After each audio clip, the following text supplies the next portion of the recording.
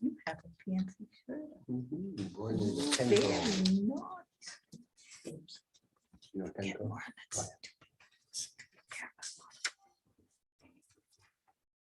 Kenko. stupid.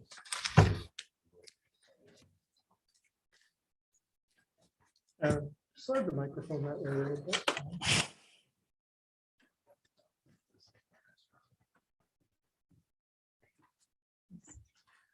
Okay, call the September Town of Rochester Town Board regular meeting to order. Just a word to everybody, this is being live streamed on YouTube. I'd ask you to stand for the pledge to the flag. Pledge Allegiance to the flag of the United States of America and to the republic for which it stands, one nation, under God, indivisible, with liberty and justice for all. You would do roll call, please. Councilwoman Allen, Present. Cognitive Pugh, Here. Councilman Hewitt, Here. Supervisor Beatty. Here, first attorney for the town report. Well, you know, I met with you all recently and I think reported to you. Okay. Kate? Do you want me to mention about the Yeah, new yeah, public meeting? yeah, why don't you go ahead and Just so mention it? the public knows, the Senate and legislature, well, and Assembly, the legislature has passed a law saying that towns can again go to remote meetings should they so desire.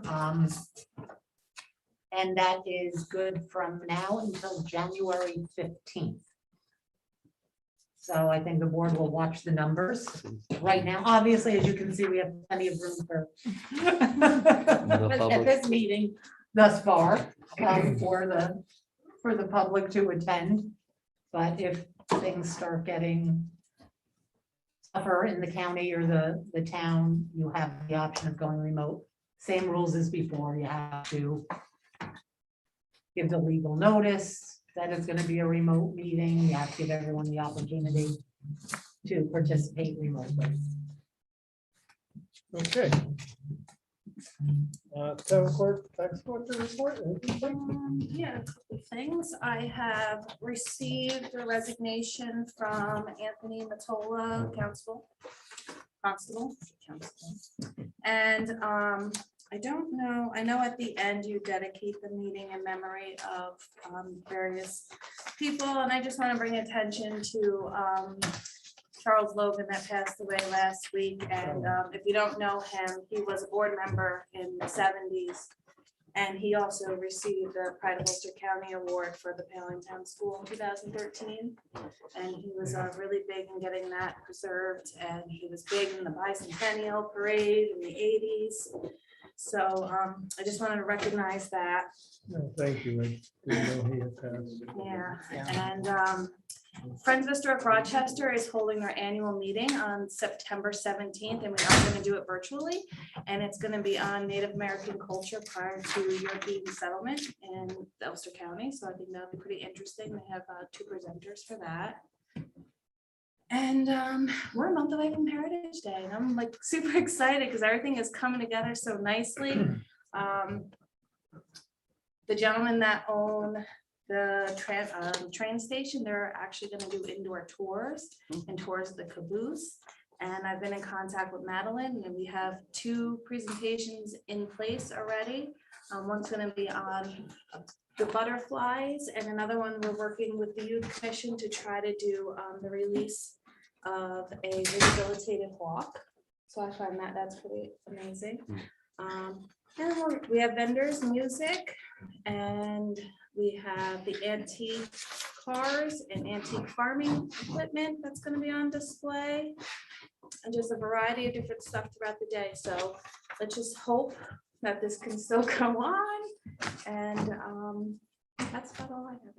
And the pie contest. Oh, yeah. I'm so focused on that, and I forgot there's a lot going on all day. I just kind of hit a couple small things, but yes, we have the Jennyville Pie Festival.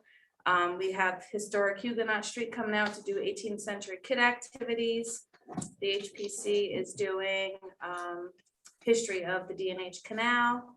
The granary wants to be involved in one way, but they're just trying to figure out how they want to go about it. And the fire company, they're involved with having their trucks. They're trying to get a smoke house for kids to go through to see what it's like, you know, when they're smoking your home, how to handle it. And there's just a whole bunch of stuff that we got going on for the day. So it's can't believe a month away, but hope to see everybody there. And as far backtracking quick, I'm all over the place today, I apologize. The annual meeting is going to be virtual, and we will advertise the Zoom link for that if anybody would like to attend, and that's September 17th. Wait, is that, I'm sorry. No, that's okay. Do you know what time? 7 o'clock. 7 PM. Is it virtual only or in We're person? gonna do it and- virtual Yeah, we're only. moving to Alice, virtual. Okay. Alice Cross and I talked yesterday, and I'm gonna give her the town, or we're gonna do it through the town Zoom account, which is, there's no cost to the town for us to host it. So we'll host it through our, and it was easier than trying to get a camera and then record and broadcast it out. So the two presenters are gonna just do it from their locations, and it will be totally a virtual remote.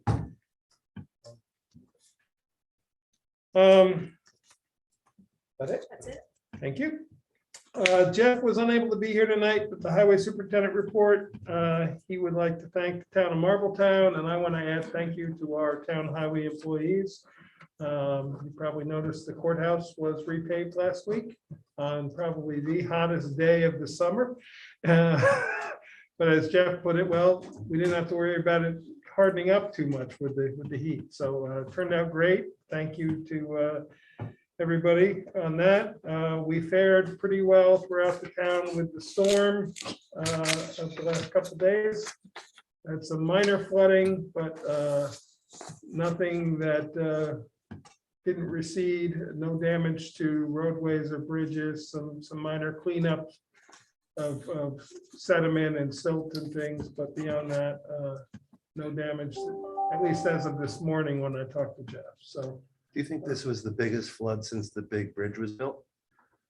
No. Now it's that Christmas flood that no, we the had. Christmas couple years, what was that, 2 years ago? I think it was just Christmas? last That year. was, yeah, just last Yeah. Christmas. Yeah, that was, Christmas I think the water was higher level at that one. Mhm. Oh, The when rundown- when the jacuzzi wound up in the. Yeah. trees? Yes. Yeah. The Rondout didn't, it just barely went over its banks last night. I was at a county planning board meeting, and on my way home, as I was going through the area by Saunderskill, there was maybe an inch of water just starting to come across 209, but that was apparently the worst it ever got. So it was not too bad. The supervisor's report is filed with the town clerk for August 2021. My apologies, I forgot to change July to August. The August financials in our general fund we received revenue of $299,659.90. The bulk of that was we received our mortgage tax. And that was a very nice check of over $200,000. And that was for a 6-month period of time. That is almost the entire amount that we budgeted for the year. So when we get the next check, we probably will be in very good shape. The highway revenue was $1,574.81, but we have a significant amount of CHIPS money that will be coming in December. All the paving that we've done this summer, all the road work, we will probably have, I believe it was over 300,000, maybe even 350, that will be coming to us in December from CHIPS money. Expenditures from Abstract 8, the general fund was $59,466.19. The highway fund was $160,672.10. The street lighting fund was $406.28. The escrow fund, $5,226.44. The grant fund is $4,000. The total expenditures for the month of August, the general fund, $149,167.80. The highway fund, $208,347.16. The street lighting fund, $406.28, the escrow fund, $5,226.44, and the grant fund, $4,000. Monthly correspondence received from the UCRRA, their 2022 budget. I have not really had a chance to look at it that carefully. It just came yesterday. It appears to me that all their poll charges are, and pricing is the same as this year. Being that our contract was only a one-year contract, I will be writing them a letter next week asking them to renew our contract as was promised at the end of this year for an additional 2 years to match the other communities. Chris is going to talk about, he received an updated proposal from the Center by Regional Living. We'll talk about that under the discussion. There are a couple of email code complaints that were received the last couple days. I forwarded them both to the code enforcement and to Mary Lou to review. We received from Association of Towns a notice of our dues for next year. They base it on your budget. So our dues for the Association of Towns will be $1,100 for next year. A notice from Mike Benham, assessor, and reminding us that Marge Bonner's term on the Board of Assessment Review expires on September 30th. And he had asked her on grievance day and she was undecided, so I will reach out to her to find out if she does not, if she wants reappointment or if she is not interested. If she is not interested, then we'll put out an ad. There's no need that we have to appoint somebody by the end of September because they don't have any activity again until May. We oftentimes do the appointment at our January meeting, but their term is an October through September term for some reason. While we're on that topic, Mike Dunham retired from being our assessor as of last Friday.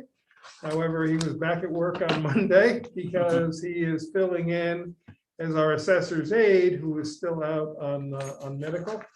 So he is filling in that role. Our new assessor, Jeremy Baraka, will be taking his position September 13th. And Mike will still be there to help move him into the process. So, He became his own assistant. became his own assistant. Yes, Christina asked him now if that makes, because Christina had been filling in as the assistant. She said, does this make me the assistant to the assistant?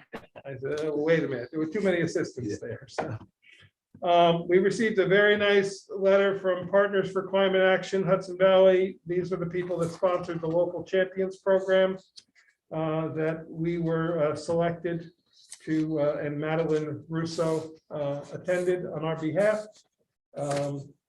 So they sent a very nice, she completed the 6-month program.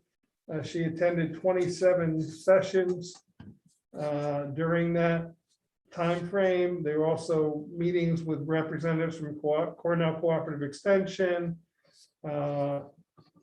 Part of what they do is they make people very aware of New York State grants and things, and the letter sort of speaks for itself, but very appreciated that we were selected, and I think it was a great program for her and for the town. Received a notice that Jeff also received. It's the local highway inventory update. Every year we are required to indicate the number of miles of town road. We have to document each road and how long it is. File that with the New York State DOT. That is the basis for our CHIPS money. So just sort of filling you in that it's due by December 9th. So Jeff is. I just wanted to mention page 2 is actually the second page of the Madeline Russo letter. Oh, yes, it is. Thank you. Yeah. Sorry about that. That's what happens when you put things together. My apologies. I thought it ended abruptly. Yeah. I noticed that, but I didn't know what was going on. Thank you very much. My apologies for stapling them incorrectly. Did you see it? No, because I The one that says have it. Department of Mine's separate. Transportation? I don't have it. You did mine right. Okay, good. I must have stapled, I did yours correctly. Yeah. Okay, It's fine. thank you, Chris, I for have that. catching that. It's in this stack. That is all I have for correspondence. Oh, no, I do want to discuss this too. We received a certified letter from Mambacus Excavating indicating that they had heard that there was a possible sale of the town gravel bank on Crum Road and that they were interested in purchasing it. I just would like to reiterate, the town is not selling Crum Road gravel mine. Apparently there is a rumor floating around town that this is going to be sold. How that may have originated is back in the spring, we did receive an inquiry if we were interested in selling it. We decided we were not. And as far as we were concerned, that was the end of the discussion, but apparently somebody still thinks we're going to sell it. So Mr. Courtwright sent us a letter saying he would be interested in bidding. I will reply to him and tell him that we are not interested in Got it. selling the mine. So. But it apparently has been circulating around social media that we were selling the mine. The COVID-19 report, there are 561 cases in Ulster County right now. Through the process, through the period of time from March of last year, there've been 16,855 cases. In the town of Rochester, as of yesterday, there are 16 cases, and we have had 424 cases, which is about 6% of our population. So the numbers have risen. We have been maintaining anywhere between 13 to 16 for the last period of time. Other towns surrounding us are experiencing much greater numbers. For some reason, we seem to be a little more consistent in that our numbers are staying somewhat level. So, however, bear in mind that we were down to one case just a few months ago. So, and on that note, the county executive has signed an executive order that requires masks now in any county buildings for employees as well as anybody entering the buildings. They have not closed the buildings. Some other towns have moved that direction. I asked Kate to do sort of a general survey. You found Marbletown and Rosendale were doing that. They were the only ones that were mandating. Yeah, they're mandating it. Gardner was, People coming in only, but not employees. okay, only the people coming in, and the other towns were still relying as we are, which is if you are unvaccinated, we ask that you wear a mask. If you're vaccinated, we say it's your choice. So I don't know. We have a pandemic policy. We're kind of in that gray area right now of in between. Consider it. If I want to just bring the discussion to the board, we can certainly talk about it more later during board discussion. If we think we should initiate any type of policy or just continue as is. Ban updates, the $110,000 ban that we had on the highway that we had to take out 3 years ago to pay, to be able to pay the CHIPS projects has been paid off. We paid it off in 3 years instead of 5. You'll remember last meeting, I asked you to pay off the additional 40,000. We were originally budgeted to pay off 70. We decided to pay off the entire balance. So, and that check was cut on Monday. So we now only have 2 bonds out, and one will be closed out next year.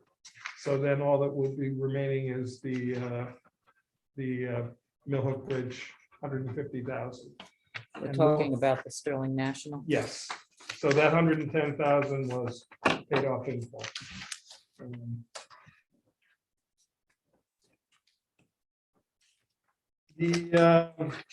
2022 budget. I have sent budget request forms to all the departments. They all received those today. I've asked to have them back to me within 2 weeks by the 15th.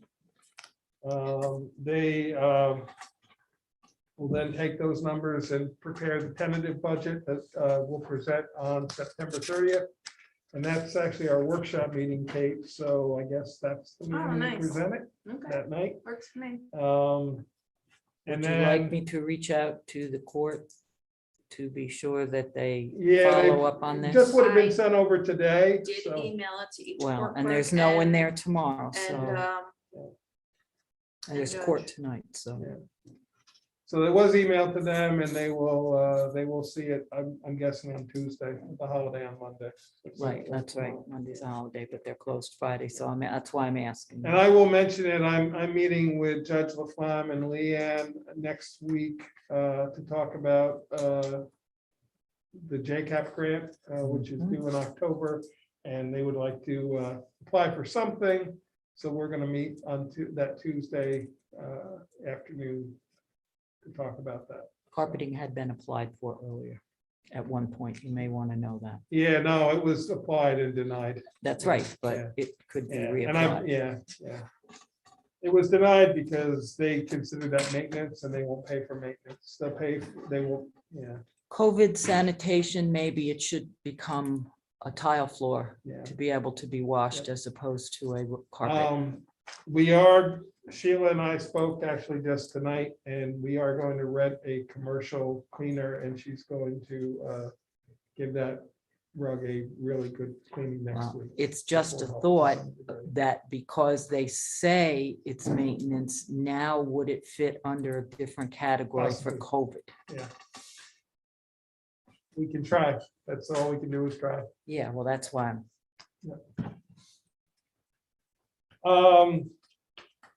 So we'll be back. So plan on the usual during the month of October. We will meet once every week. If we can keep it consistent and meet every Thursday, if that works for everybody. The one Thursday would be the ZBA night, so we would have to shift that meeting to third Thursday. But the first and last Thursday, we're already meeting anyway. So that's my hope. New York Rising Albertville Firehouse update. Everything is progressing there smoothly. There's really no new information on that. And the local government record management grant update. We have received notice that we got the grant. However, we are not allowed to spend any money until we get the final notice. Tim sat in on a webinar the other day. I was unavailable, but Tim sat on a webinar the other day and took notes on that. What will happen is we will receive half the money and then we draw down from that. And then once we submit the Expenditure. expenditures, we get the other half at the end of the process. And we have to complete it by the end of June or May? June. The end of June next year. We are already beginning gathering the records, and our current plan is to transfer the first set to the company for scanning early November. So we're gonna September and October. Kate is working with Courtney. As you remember, we approved an additional 12 hours a week for her to start organizing them. And we've ordered the boxes for that. So we received the grant, so the money after we get the invoice from the company, then we can submit it for payment. That's Yes, what you're saying. yes. Thank you. we don't actually have to, we don't pay the company until after the process is done. So, Complete, and yes. And that is the bulk of the grant is for the scanning. right. The only additional in there was for the scanner. One thing we put in there was a 48-inch scanner, so a large format scanner.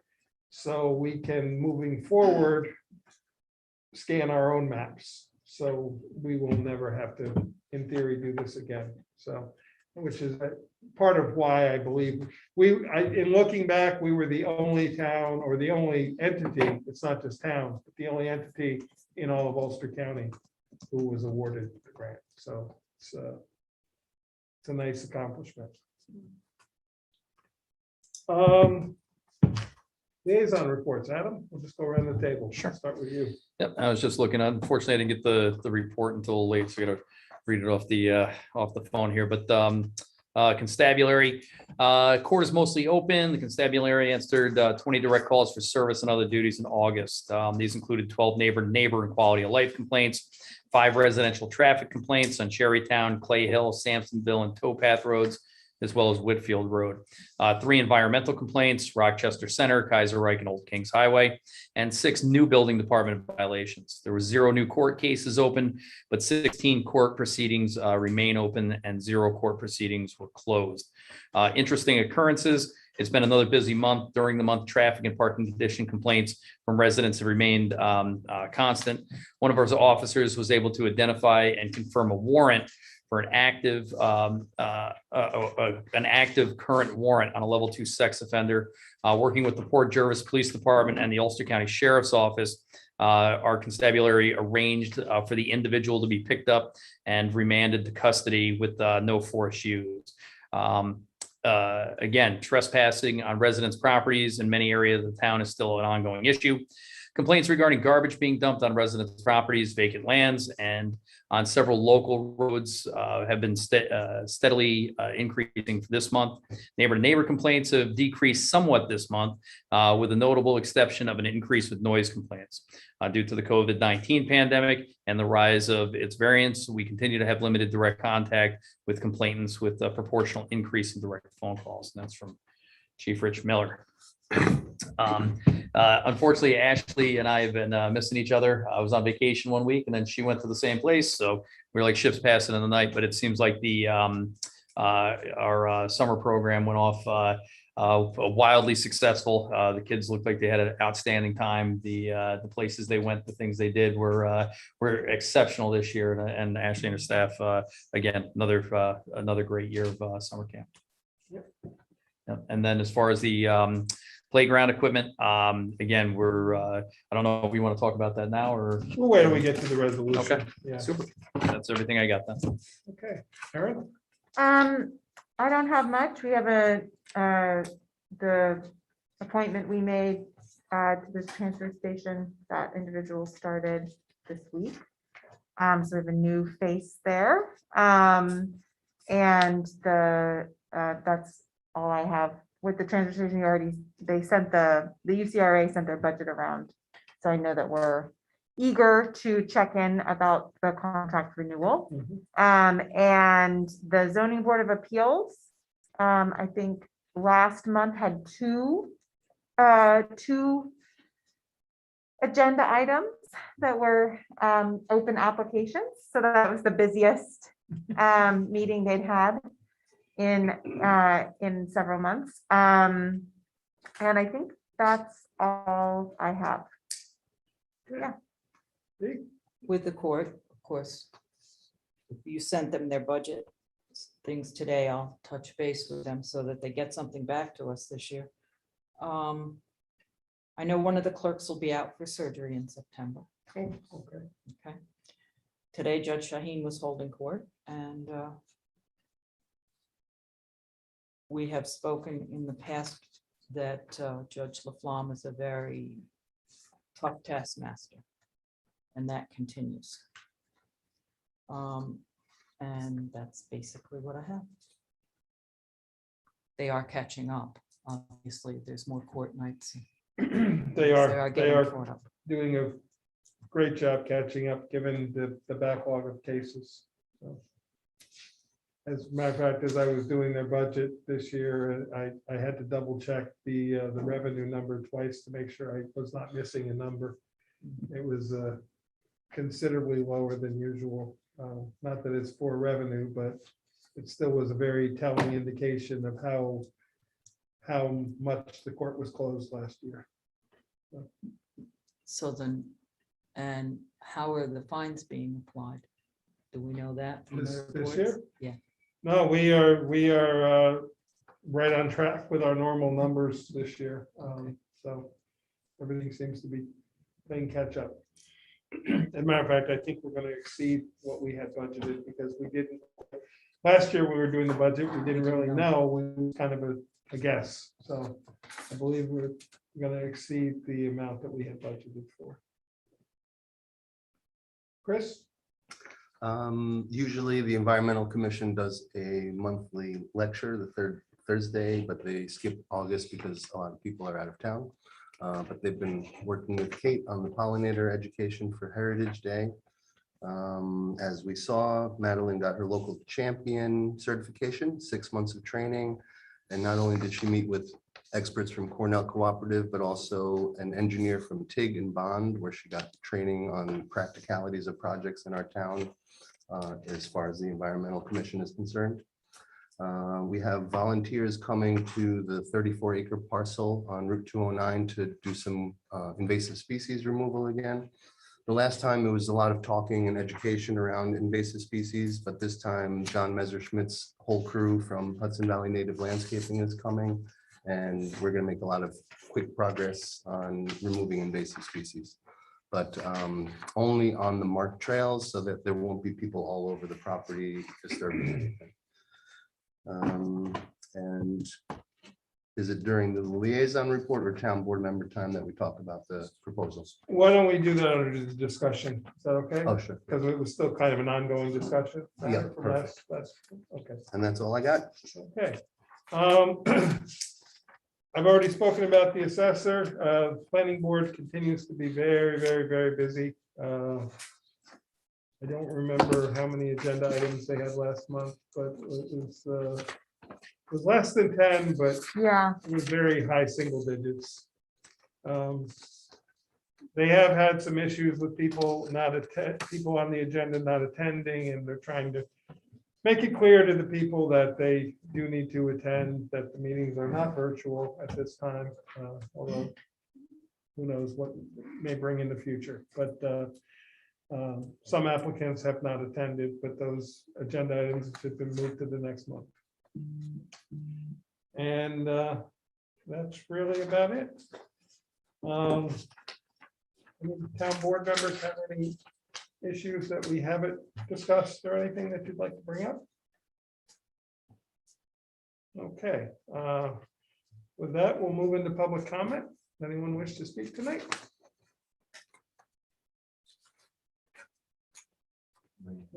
Oh, I'm sorry, Manuela. I wasn't sure. No, I apologize. Somebody would be. Thank you, bro. No problem. So, okay, I don't want to sound like a broken record, but I will if necessary. So this is regarding again the fire inspection fee, about which we submitted a letter on June 28, 2021, asking the town board to grandfather in the old frequency once every 2 years and old fee of $1.50 for our residential commercial buildings. As it's September and we had our fire inspection in September last year, according to the notice we received from at the end of May from the CEO office, soon we'd be already in violation of what they require. The town board decision from the organizational meeting of January 4th this year clearly indicates that establishments, and I quote, meant for public assembly for less than 50 persons, quote, close, as ours should have the fire inspection every 2 years. The notice also completely disregards the fact that our building is residential commercial for more than 10 years after the special use permit for mixed use was approved in December 2010. Not to mention that because of the pandemic, our building was only residential for 2 years, and the fire inspection fee increased 5 times is extremely unfair.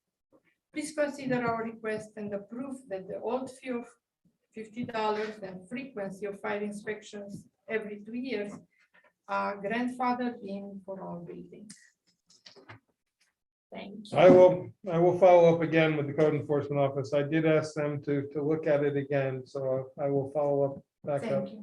You're welcome. The yearly thing or the 2-year was a change, I believe, in New York state law, but I will have to confirm that. So I'll have to find out. But that was my understanding that there were some changes in fire inspection laws, but I will relay them to look at your facility again, because yeah. After many calls, when we discovered many things, they told me that we have to go by the town board decision, and it's your decision. That's why we wrote to you, Okay, because it's in your, the Okay. decision is in your, under fees. they organization. neglected to, when I spoke with them, they neglected to tell me that part of it. So I Well, just, maybe the setting yeah. of the fees is your decision. yeah, the not setting of the fees is our decision, but not the scheduling of the- scheduling. So I will clarify with them Okay, and thank find you. out the answer. Anybody else wish to speak? Okay. We're moving to resolutions. Should we move the added one first? Does the Totally board, up to how you does the folks. board feel? Let's start there. Just looking at it. I think that after you do those things, you should probably do a motion, which I wrote out, just approving you signing the contract. Okay. There's a series of resolutions the board is going to be doing here tonight. Let me start with an explanation. Several months ago, we were contacted by the owner of Skate Time 209, who indicated he was selling the building, or he was interested in selling the building, asked if the town would be interested in purchasing. The board spoke, Councilman Paddock and I met with him, had discussions. We had an appraisal done of the building as to value. The board has decided that this may be a worthwhile proposition. What we are planning on doing is sending it to referendum vote. The taxpayers will vote on it. It will not be, the resolution will happen and then the taxpayers will vote. If the taxpayers vote it down, then the contract is void. If the taxpayers vote it up. But rather than doing it as a permissive referendum, which would require a number of signatures on a petition to call for the vote, the board feels very strongly that we want to hear what the taxpayers think. So in order to start this process, there are a number of resolutions that we will adopt tonight. We will then hold a vote. The vote, unfortunately, cannot be held in November with the general election. It will be held the first week in December. That is because of the timeframes of the Board of Elections to allow it. We had initially planned on it being on the November ballot, and I will tell you that there is a discrepancy in New York state law between town law and election law. Town law says you have 60 to 75 days. Election law says you have 90 to 105 days. We were operating under town law practice, which is the law that applies to us. That law was changed last year by the state legislature, and in inquiring why they didn't fix the other one, we were told that they were informed by the Association of Towns and by many other individuals that there was a discrepancy and it was not resolved. So that is the reason an election cannot happen at the November ballot. That being said, we will schedule one for the December, in early December. It will be a townwide election. Anybody who is a registered voter is able to vote, similar to what we did with the solar referendum several years back. Are we allowed to give the date? What? Can we give the date? of the Sure, referendum? it'll be in the resolution. December 7th is the date we are proposing, which is a Tuesday. It will be from 12 p.m. till 9 p.m., the same time frame that we held. So it's not a question and answer session right now, unfortunately. So, But you might want to mention Yeah. that should these resolutions pass tonight, you will be having right. public meetings to get Yep. input. So and answer questions. Should the board confirm these resolutions tonight, we will indeed be having at least one, if not multiple public meetings. Our hope is to have one at skate time itself, where we can walk people through the building. An awful lot of people were very upset that the roller rink would be going away. This gives us an opportunity for a recreational facility that we can use for basketball, we can use for roller hockey, we can use for roller skating. We now have a large area for a meeting room. When we get to the discussion portion of the resolutions, I know there's other town board members who have input into this. It's not just me. And this is a board decision by the 5 of us. This is something we have talked about for several months. And we'll leave it at that. So beginning, we need to first do seeker. I have prepared a part 1 for the board members of a short form. I'd like to ask for a motion that this be deemed an unlisted action under seeker. I'll make that motion. Okay, do I have a second? I'll second. I think that's a roll call vote, please. Before we vote, I have a question. Did Okay, anybody do anything with the land to prove that there's nothing there, toxicity? yes, this was done through the DEC website, which has the listing. And the DEC website fills out those questions. If you look at the back page, it tells you which questions they fill out.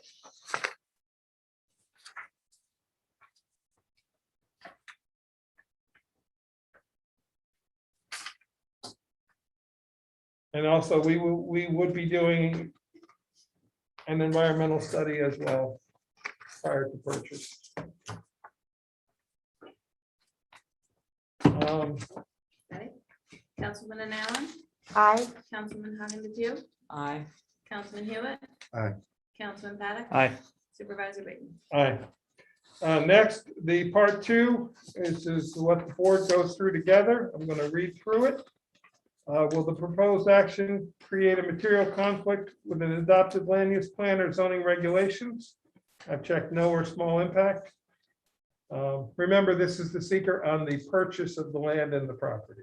So, will the proposed action result in a change in the use or intensity of use of the land? I've checked no or small impact. Will the proposed action impair the character or quality of the existing community? Checked no or small impact. Will the proposed action have an impact on the environmental characteristics that cause the establishment of a critical environmental area? Check no or small impact. Will the proposed action result in an adverse change in the existing level of traffic or affect existing infrastructure for mass transit, biking, or walkway? Check no or small impact. Will the proposed action cause an increase in the use of energy and it fails to incorporate reasonably available energy conservation or renewable energy opportunities? Check no or small impact. Will the proposed action impact existing public-private water supplies? No or small impact. Will the proposed action impact existing public-private wastewater treatment utilities? Check no or small impact. Will the proposed action impair the character or quality of important historic, archaeological, architectural, or aesthetic resources? No or small impact. Will the proposed action result in an adverse change to natural resources? No or small impact. Will the proposed action result in an increase in the potential for erosion, flooding, or drainage problems? Check no or small impact. And will the proposed action create a hazard to environmental resources or human health? Check no or small impact. Since there are no moderate to large impacts, there is no need to complete part 3. So I would ask someone to make a resolution based on the information and analysis above and any supporting documentation that the proposed action will not result in an adverse environmental impact. I'll make that resolution. Second? Second. I have a question. Yep. What if we found during the process that there was, let's say, a unique archaeological specimen on the property? Do we then go back to part two? We could reopen seeker if we discover that. Being that we're not proposing any construction on the property, we're just acquiring the building and we're not doing any change to the ground at all. Plus, now the DEC site does check yes for archaeological. I will tell you just about every property in the town of Rochester gets checked yes because it's Indian arrowheads. And that's what they say may be there. Yeah, that's what I was If questioning. we were doing, Building a new if we parking were lot. building anything or doing any land disturbance, we would probably have an archaeological study done. Mhm. But because we're not proposing any new construction in any way with this project, we're not changing what's already been reviewed before the original project was built. Thank you. So, but no, it's a very good question. It is the only one that did come back from the DEC checked as a yes, was for the archaeological. So, Oh, it was a historical site at one time. yeah, they do not recognize it that way. So, The tavern? There was a tavern with a historical understood, but marker. it's, their register is on the National Register. So I'm guessing because the tavern is no longer there. It never was part of the National Register. I know there was a historical marker there. But I don't, that's a site, not a building. So they came back. I know there had been a tavern there, but once the building was built, or once it was removed, I don't know when the tavern went away. So, Thanks. yep. Kate, roll call vote, please. Councilman Allen, Aye. Councilman Hogan DePew, Aye. Councilman Hewitt. Aye. Councilman Paddock. Aye. Supervisor Baker. Aye. Okay, next, this will be the bond resolution. We will see from our bond counsel, he has written us a cover letter.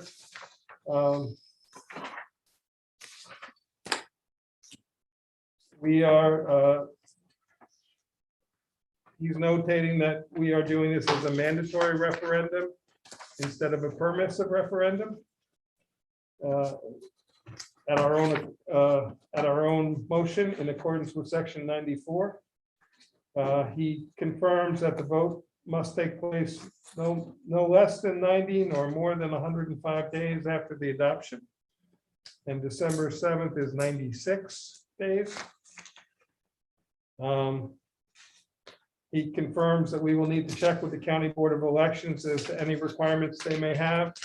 I have spoken informally with them without an official request, but they indicated that the first week in December would be their preferable time because the machines are in use for the November election.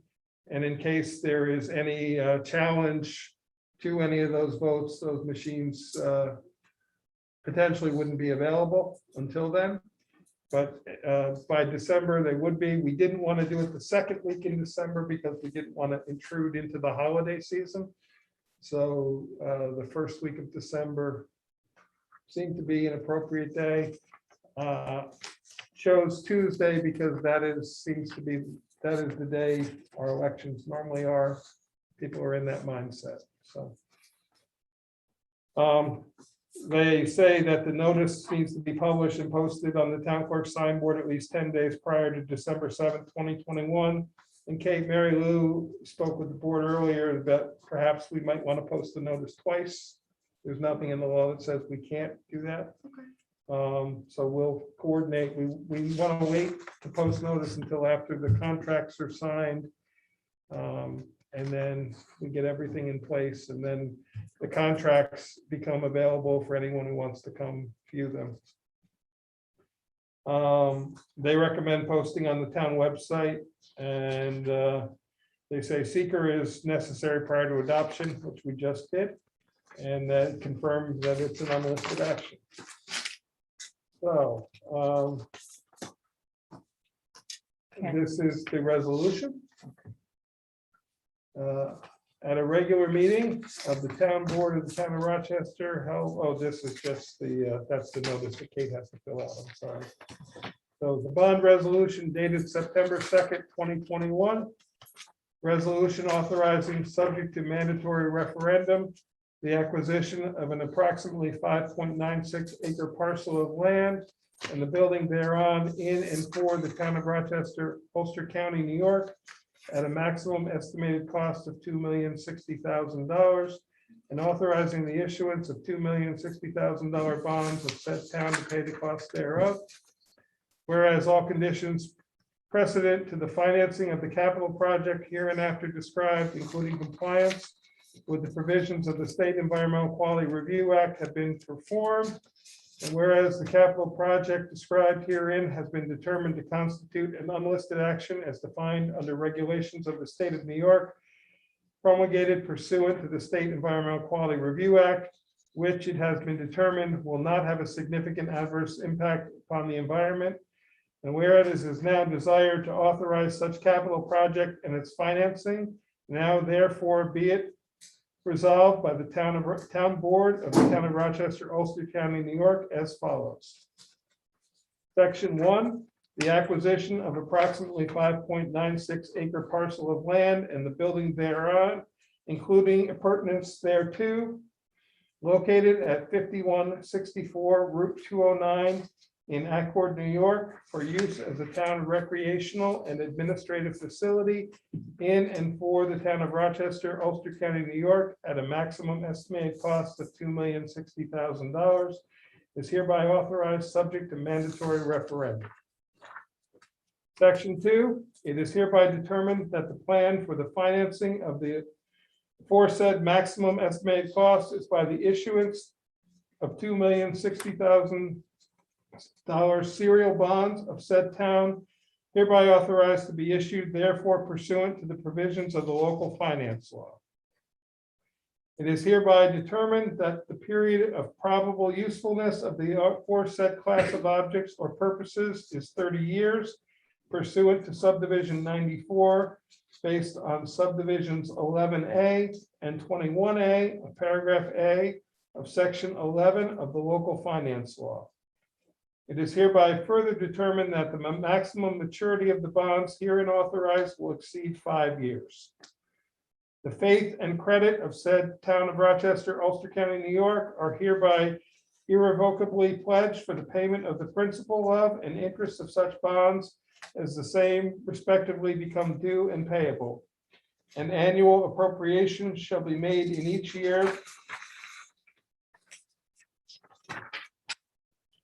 sufficient to pay the principal of and interest of such bonds becoming due and payable in each year. There shall annually be levied on all the taxable real property in said town the tax sufficient to pay the principal of and interest on such bonds as the same become due and payable.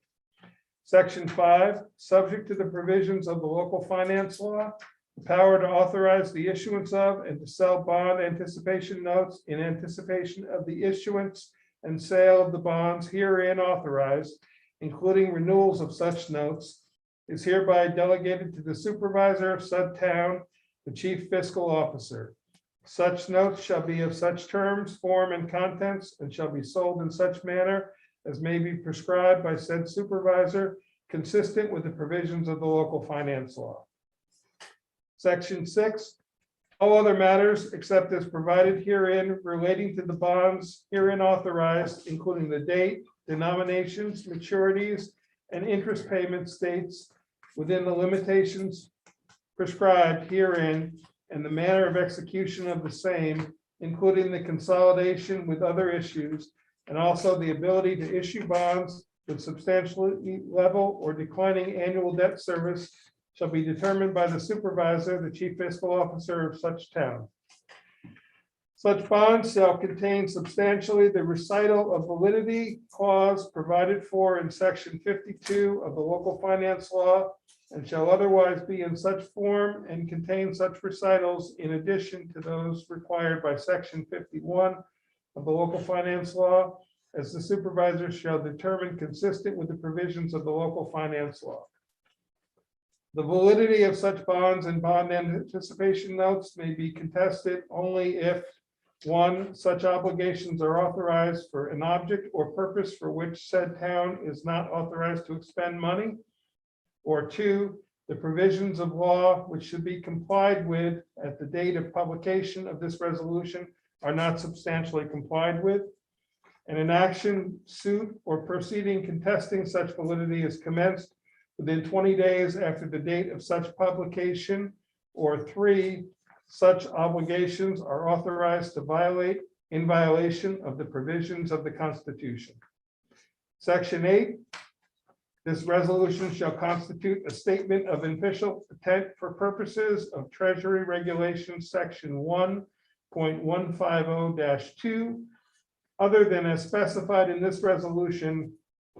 No monies are or are reasonably expected to be reserved, allocated on a long-term basis, or otherwise set aside with respect to the permanent funding of the object or purpose described herein. Section 9. On this resolution taking effect, the same shall be published in summary form in the official newspaper of said town designated for such purpose, together with a notice of the town clerk in substantially the form provided in section 81 of the local finance law.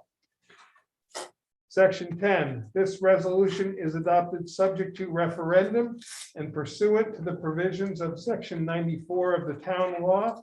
The town board hereby determines on its own motion to cause a proposition with respect to this resolution to be submitted for the approval of the qualified electors of the town at a special town election hereby called to be held December 7th, 2021.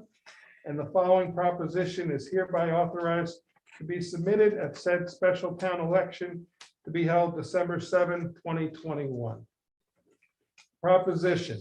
Shall the bond resolution dated September 2, 2021, authorizing the issuance of $2,060,000 bonds of the town of Rochester, Ulster County, New York, to pay the cost of the acquisition of an approximately 5.96 acre parcel of land and the building thereon, including appurtenances thereto, located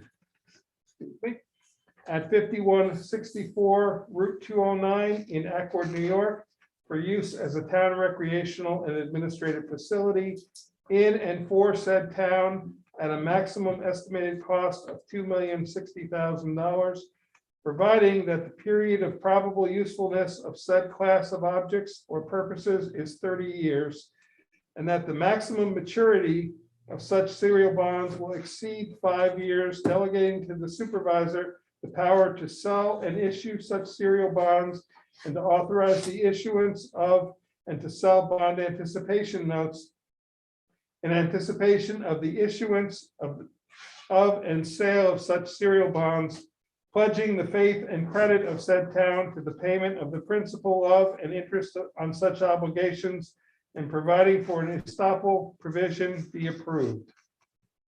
Section 11, the town clerk is hereby authorized to publish in the official newspaper in general circulation in the town and to post on the town clerk's signboard at least 10 days prior to December 7, 2021, and to further publish and post as the town clerk shall determine to be appropriate, with reference to the submission of said proposition at the special town election to be held December 7, 2021. Notice substantially in the form attached hereto as Exhibit A and hereby made a part thereof.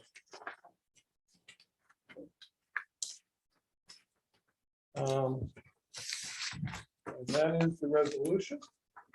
There's the Exhibit A. The exhibit A will appear in the voting machine as written here.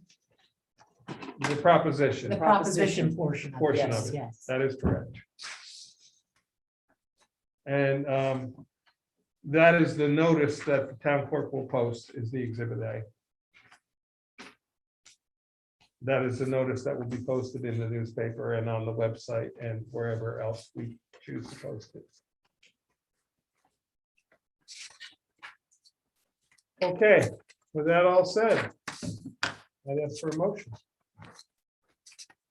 I'll make the motion. Have a second. Second.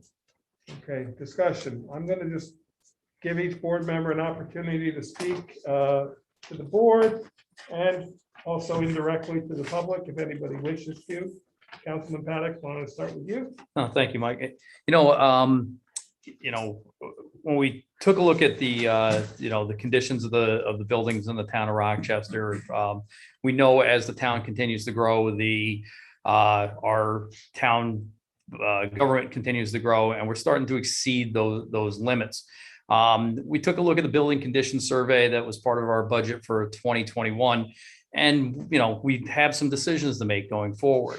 As we started to, inventory different portions of the town of Rochester, it was made apparent that there were several, opportunities for existing buildings to be repurposed as potential sites for new town buildings. The interesting one that came to us was obviously this Skate Time 209 property, which could potentially have several options for us, as you hear in the referendum or in the bond about being town offices, town space, along with a recreation space. It's not the only thing that we could do to alleviate the space crunch and the conditions of the building, but it is an option. We do realize, though, that we have, it's a big decision. There's two things that we have to weigh. Number one is that if the building does get sold to somebody else, it's likely that it won't remain a recreational facility. It'll become something else. And there seems to be some public outcry for that.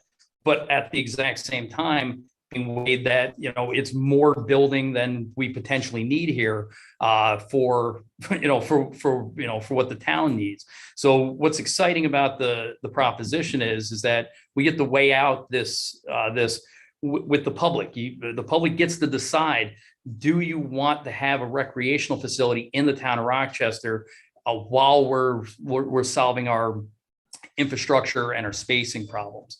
I'm excited that over the course of the next couple of months to be able to be very transparent with the public, as well as getting questions raised that we probably haven't thought of yet. But I think this is going to be an exciting time here in our community, because we get to decide what do we want collectively. And like I said, in the work we're doing tonight is just the first step.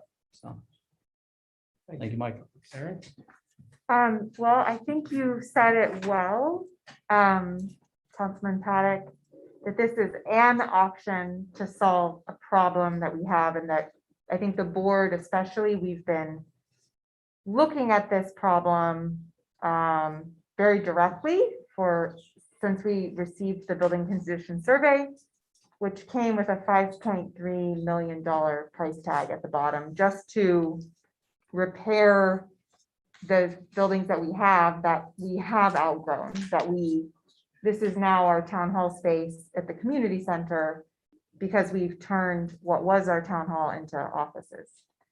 So I think the other thing that I'd like to say is that the reason why I am in what I support is hearing from the public and allowing the public to decide. And the most direct way for us to do that is to put this to a vote, which is why we're doing that directly, because we truly want to know if the town of Rochester would like to embark in more services and more facility support, or if the town would prefer that we explore the other options. And so this was an opportunity. I think if we had been able to just put every single option that we could possibly do on the table and have the public vote, like between 10 things, we would do that, but that's not what happened. This was something that we were presented with. And I think none of us really knew or knows what the public would want here. And I want to do what the public wants. And that's why I'm committed as a board member to publicizing this election as broadly as possible. This isn't something this is something that we want people to show up to. We want very, very high turnout. It's unfortunate that it's not happening at the November election, but we really want the town to show up and tell us what they think. Okay. See? I've pushed from the beginning for this referendum, but I've also pushed from the beginning for all this to become public. And unfortunately, being under a gag order, because everything is done under, when we have our own executive sessions, that wasn't possible. I want everyone to understand that this is for the cost of the building and the property.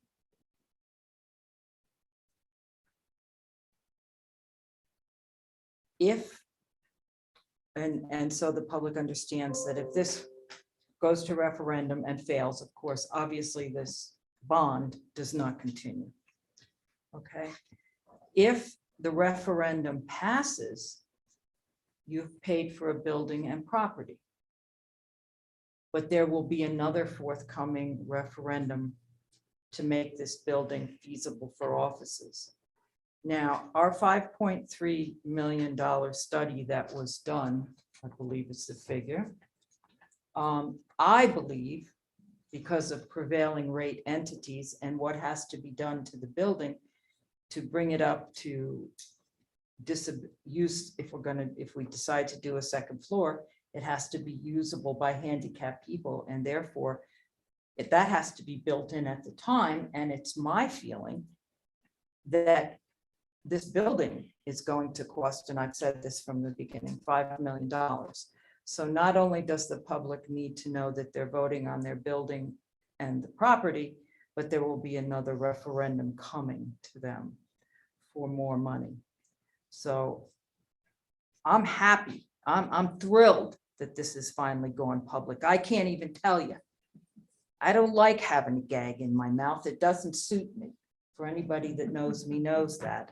It hasn't boded well with me. So I'm very happy that we can finally put this out there to the public. But I do want everyone to understand as well that there will be a second referendum. And I'm sorry, but I'm still sticking with my $5,000 due to the prevailing rate and the Disabilities Act that has to be provided for in the building to make it two-story if we decide. Chris? Thanks. I think it's an exciting time for the town. The planning board has never been busier. There's a lot of development. As we know, the town is changing. And so we've been talking about a new town hall for over a decade. And I think that the process is exciting because of what we demonstrated with the short-term transient rental law. It took 4 years to pass that law because we really listen. Every letter we read, every comment we either respond to or incorporate into our thinking. So I think that by having the required referendum, we'll come up with a great solution. Thanks.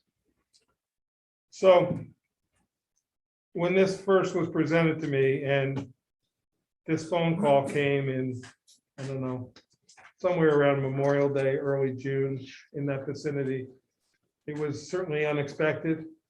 I was posed the question. Originally, it was proposed to me, what do you think about making skate time into a combination town hall and firehouse? That would have immediately removed the skating rink. In talking with the board, we saw the recreational opportunities for that section of skate time. If this referendum passes and we do acquire the building, yes, we will need to build office space. But the recreational end side of the aspect of that building will begin operations almost immediately. It gives us the ability to rent it out. It gives us the ability to use it for our residents, for ourselves. It gives us a lot of options that we do not currently have. I've said from day one that I did not want to do this as a permissive referendum. I wanted to send it directly to the voters to hear what they have to say. If the voters say, no, we don't want to do this, and we get voted down, then the only cost that we've spent is $4,000 on the appraisal, which we had to do by law, because we had to know the value of the building. The other fees that we have spent is the cost of our attorney to negotiate the contract with the seller's attorney. Those are the only costs that we have entailed at this point, and they are the only costs that we will entail. So I think it's an opportunity. I think we want to hear what the voters have to say, and that's why we're sending it to the voters. So, I was just gonna make another point that we would like to have a meeting Mhm. at Yes. skate time, yes. so that if you want to go in there and see what it's all about, then you can go see to Yep. make an educated. We will vote. have at least one meeting. It's our hope that we will be allowed to have it at skate time. Certainly when it's not under our control, we have to ask the owner if he will allow that to happen. I am assuming that he probably will. But our plan is to have at least one, if not multiple, informational meetings where people can walk through. At this point, the idea is that the existing skating rink area will remain intact, where the skateboarding facility that was removed by the current owner, that is basically a bare four-wall space now. That is the area that would be converted into town hall offices. The ultimate goal would be that we would potentially be able to either sell or lease the courthouse, this building, and the area of town hall that is town offices. Obviously, the highway is there, so the highway would remain there, but the other offices could be leased out. So there is an option for revenue from those sources. And this is all what the voters think. If the voters say, no, we don't want to do it, then we all say thank you and we move on. If the voters say yes, then we move to step 2. And also, I just wanted to add, in terms of the vision that we have for the building, I think what we discussed is we would want to have public input sessions if this passes. And if we do acquire the building, it's not simply that the board would make this plan, that we would want there to be a lot of public input about what the public would want to see in the that structure. I think too, I mean, a few years ago, we were given the opportunity to take one wing of the Rosendale School. Rochester at that time, town board chose not to pursue that, partially because they felt it was too far a distance from the town of Rochester. It's about 7 miles. We've seen the results of what Rosendale and Marbletown have achieved. That is a stellar facility. Now they are able to share things like the courtroom. This is an opportunity, and we want to hear what the public has to say. So the vote will tell us what the public has to say. In that effort, Mike, I know we've already had public input. Can we have a motion on the floor and we are in discussion. Could we possibly take public input from people who are here now to hear just, I don't know how that falls into the legality of things, because we do have a couple. Motion on the floor unless you tabled it and What- then came back. What's the to rest it. of the board? I would just, since there are some public here and we are pushing that we want to include the public, we have some public, so can we include them? Okay. I don't know, I'm asking, Mary Lou said we would have to table the resolution, open a public comment period, And then come back to Can and it. then come back to it, how whatever do the you board guys would feel like. about that?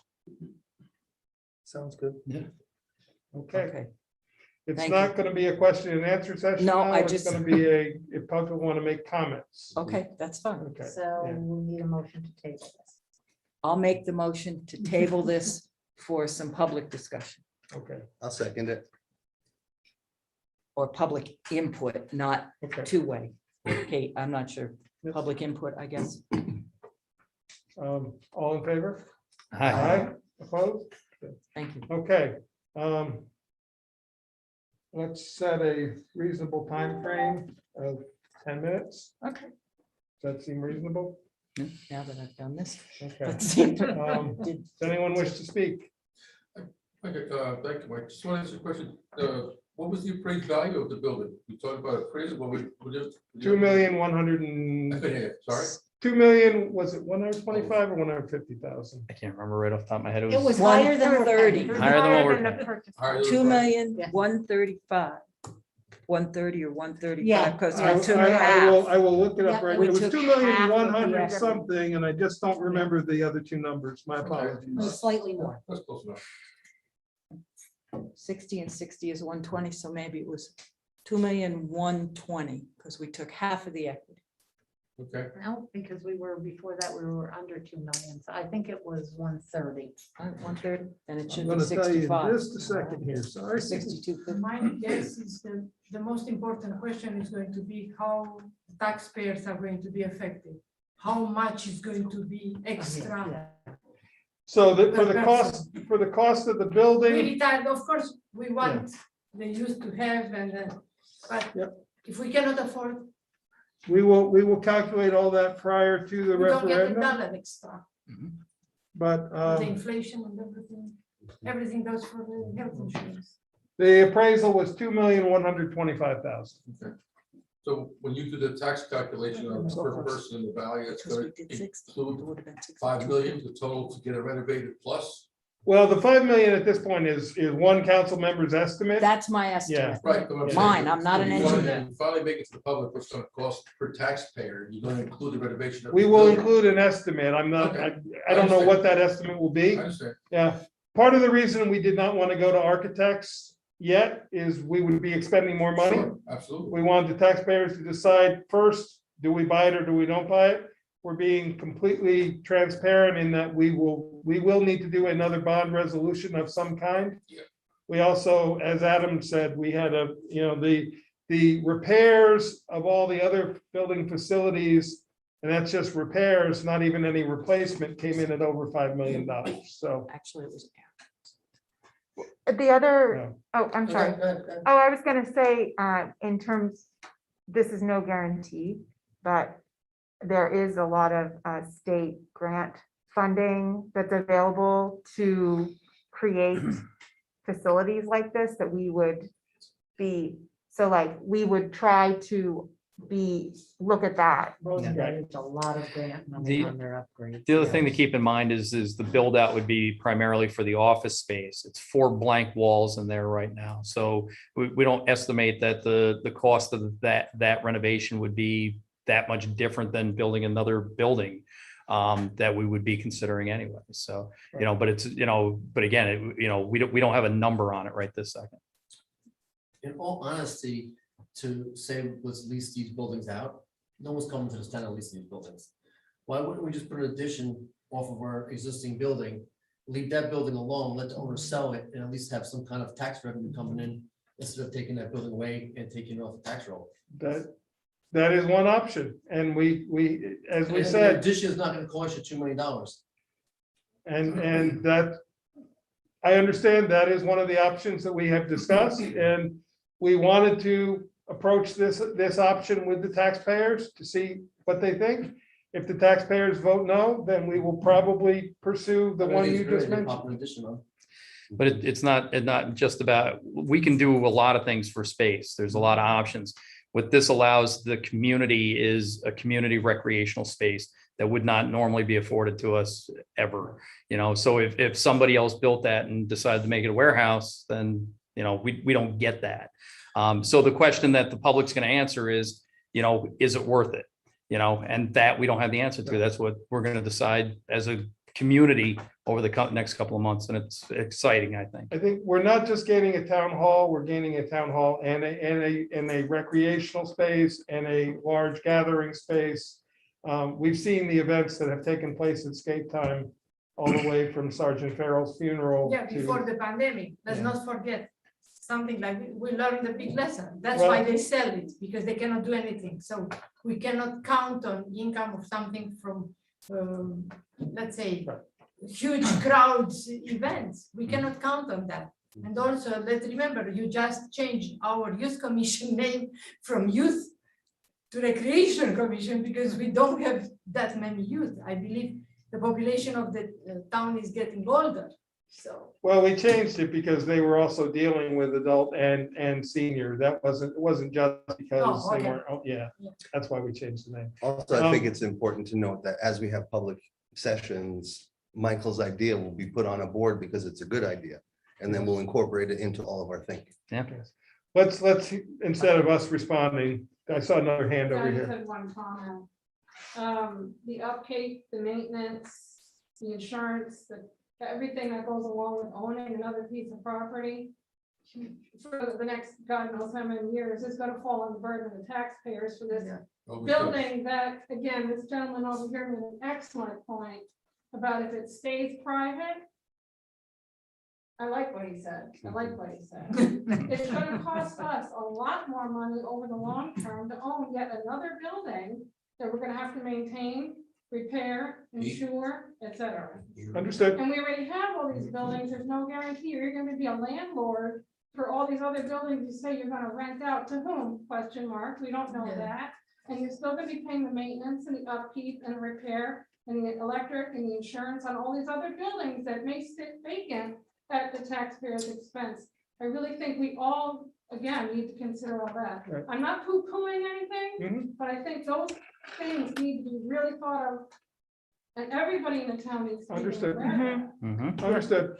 Yeah, the other option is that some of the other buildings could be sold as well. So, I mean, it's not just rented. Yeah. Your point is very, very well taken. Okay. We just, the five of us didn't want to make this yes or no decision Right. on our own. We really wanted to present this to the taxpayers. We got it to this point where we can present it to the taxpayers.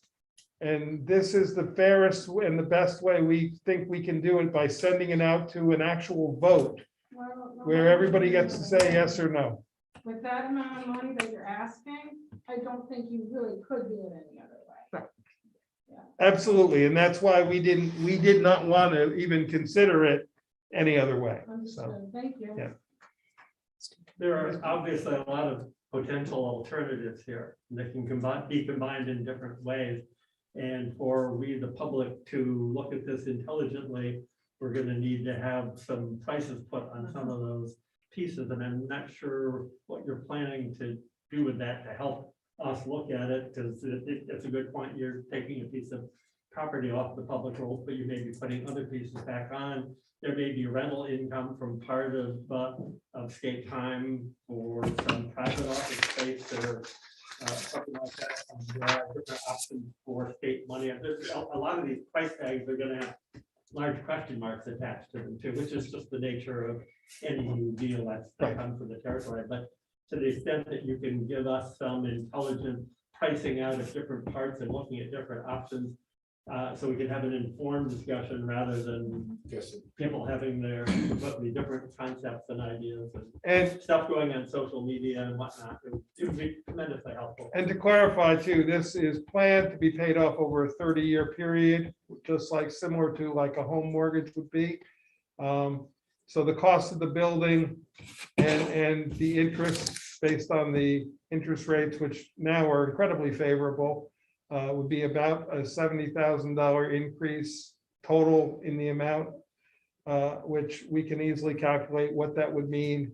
That is a probably less than 1% increase in taxes. I haven't calculated it exactly, but 70,000 is usually, based on the total budget, is a less than one. Bear in mind that some of the bonds that we've been paying off for highway are now off. We're paid off on those. So some of the debt that we've had, the town has very, very little debt right now.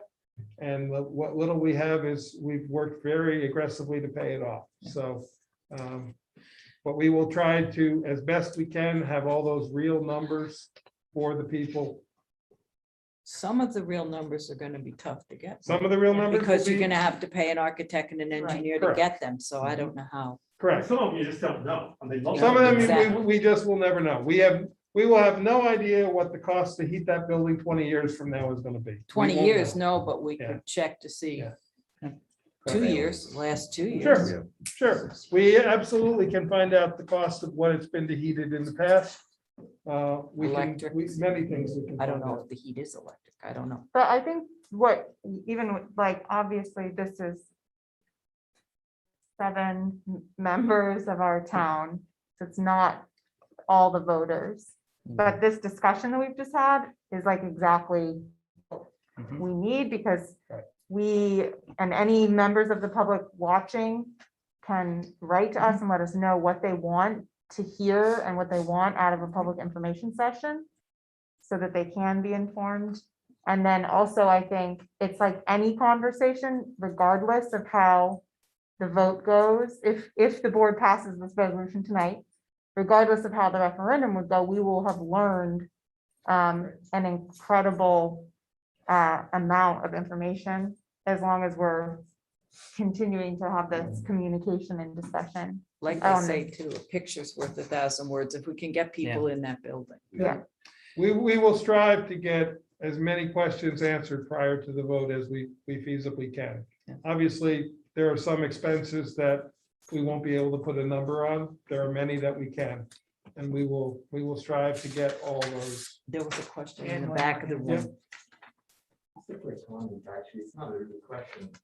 I like this discussion, and if I may just suggest, because there are quite a few questions, and I think there's gonna be time to get those answers as well. To make the final meeting efficient, it's just a suggestion, perhaps the town thinks about holding some smaller sessions. Yeah, that's, With individuals who can come in and have like office hours, if you may, for the lack of a better term. And that might educate people more efficiently and effectively to be able to make their own decisions. Thank you. Yeah, thank you. Yes, I wanted to touch on something that you said before. State grants and everything is well and fine, but unfortunately, taxes just keep going up, and our senior citizens have been told that in the past. That's one term, state grants.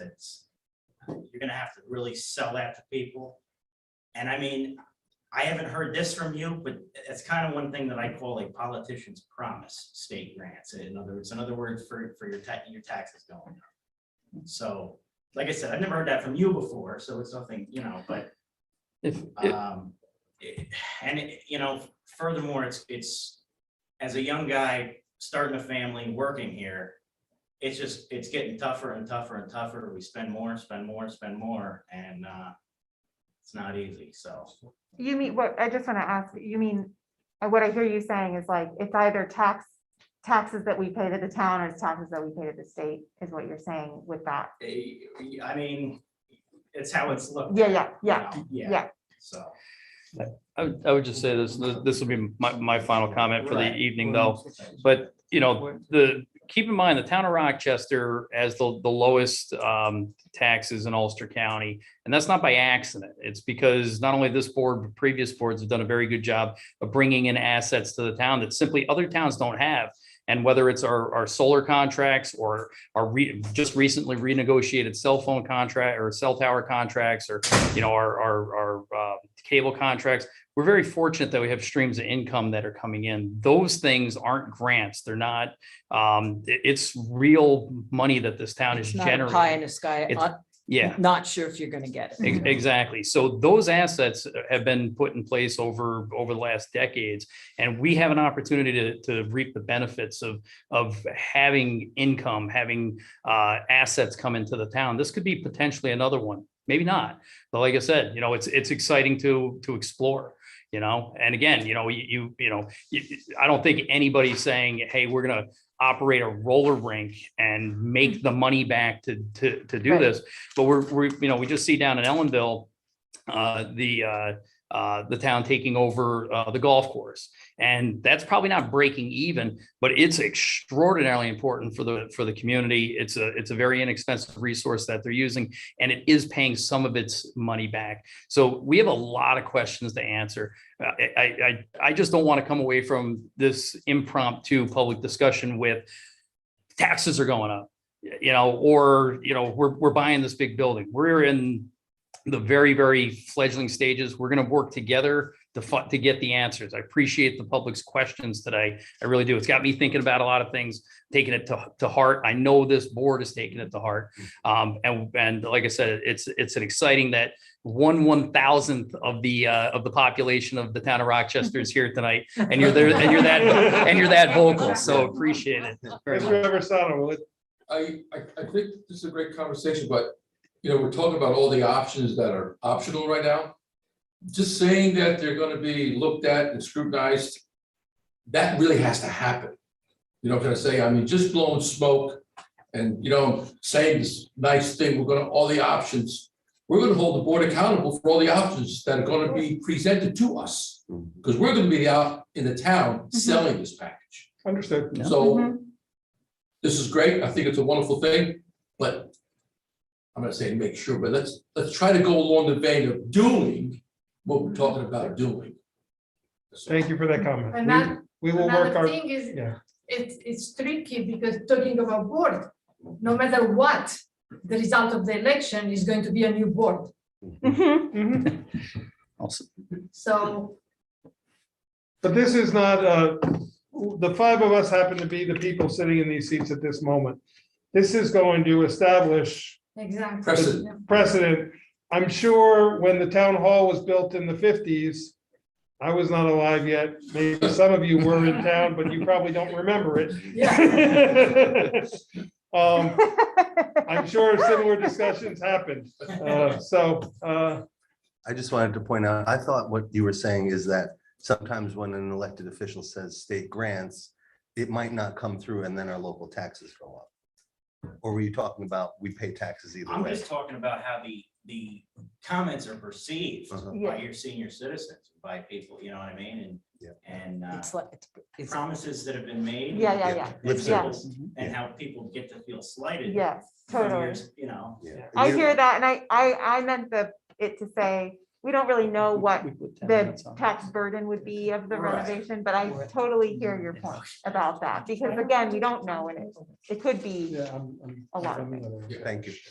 Okay, I Okay, think we are we've exceeded our 10 minutes. Oh, yeah. Yeah. Thank you very much. I appreciate your input, and if we will get this information out. As I said, these are the first steps. So with that being said, do I need a new motion? Or do I just- On table? How do I do that? Should I just ask for a new motion Take a motion to. to reconsider, Consider. to reconsider the, It's not act, no, you're not reconsidering, because that was yeah. a motion to now vote on Okay. the resolution. Yes. How's that? As presented. I'm not reading it all Yeah. again. Okay, so a motion to vote on the resolution as presented. I'll make that motion. Do I have a second? I'll second. Okay. I think we've had a lot of discussion. Does anyone else have anything else they want to say? Okay, Kate, would you call a roll call, please? Councilwoman Allen, Aye. Councilman Hyman DePew, aye. Councilman Hewitt, Aye. Councilman Paddock. Aye. And Supervisor Bateman. Aye. Okay. Moving on. Wait, before you move on, Oh, we you need, do yes, have, we have to give my permission to sign the contract, given this. So what I would recommend is that someone make a motion to authorize the supervisors to sign the contract with Accordion Ventures LLC for the purchase of 5164 US Highway Route 209, Accord, New York, for $2,060,000 as presented, subject to a referendum pursuant to New York State Town Law 94, and I will be happy to give that to you. Thanks. You lost her? okay, someone want to make that motion? I'll make that motion. A second? I'll second. Any questions or discussion for Mary Lou? Okay. Let's do a roll call on that one as well. Councilwoman Allen, Aye. Councilman Hyman DePew, Aye as presented. Councilman Hewitt, Aye. Councilman Paddock. Aye. Supervisor Bateman. Aye. Okay. Next, continuing back on with our written agenda, the action on the minutes. Town board accepts the minutes of the August 5th, 2021 special meeting, the August 5th, 2021 regular meeting, the August 12th, 2021 public hearing, the August 12th, 2021 special meeting, and the August 26th, 2021 audit workshop meeting. I'll make that we finish the 26th. We didn't, okay, Okay, so we'll just remove those from it. So it'll end, the resolution will end with the August 12th, 2021 special meeting. I'll make the motion, but was there not also an addendum in there at one point to one of these? Was there an addendum? to any Were of there any these? changes? Were there I any didn't see changes? any emails. Okay, good. Okay, They Just were wanted to all double check. perfect. so we're accepting them as presented. I made the motion. so. Okay, second, Second. all in favor? I, Opposed? Abstained. Okay. Acceptance of donations, and we're gonna have to amend this resolution because we got another donation today. The town board accepts, instead of a donation, it'll say donations of $50.22 from St. Pauli's Textile Incorporated and $50 from Roxanne Weigert. She donated her pavilion deposit instead of having it refunded. Do I have that? I'll make motion? the motion. Do I have a second? Second. Any discussion? All in favor? I, Opposed? Abstained. Next is the acceptance of a grant. The town board accepts a grant of $460 from the Roundout Valley Education Foundation for a summer youth recreation program trip on the Rip Van Winkle. They reimbursed us the cost for that trip.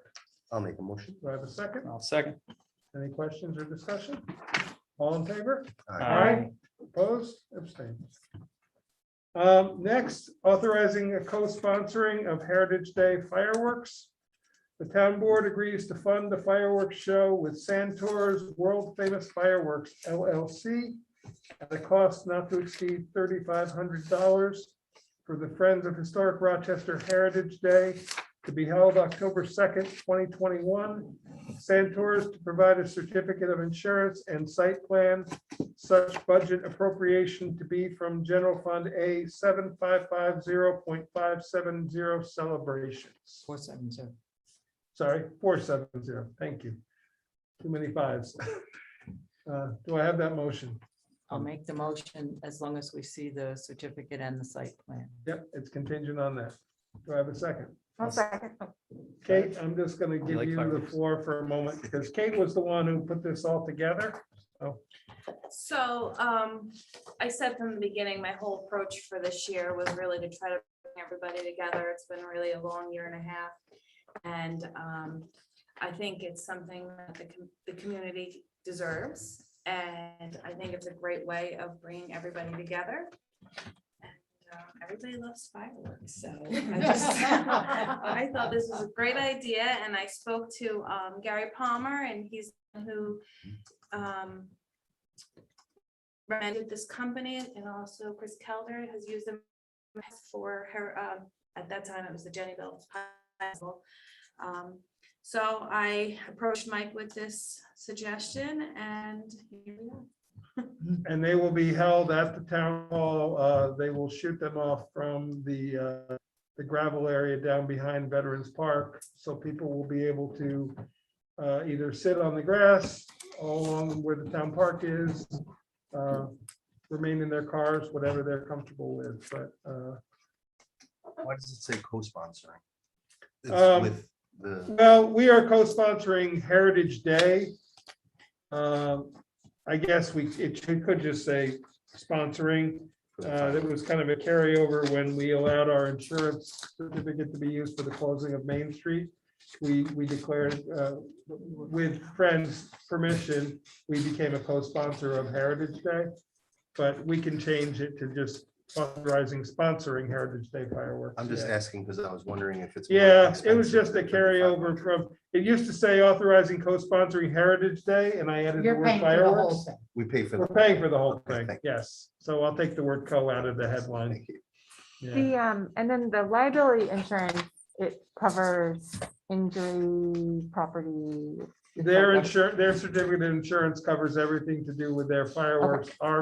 Our general liability already covers events that take place on town property. Right. So whether it was this event or if somebody was just there playing basketball and got injured and it was our liability, our insurance covers that automatically. Just make sure that they get their insurance certificate does in time that you can send it Send to it to our our agent agent, yep. to And make I, sure that it is sufficient. and I did discuss this with our agent and confirm that that's all he needs is the CO. Yeah, but make sure Yep.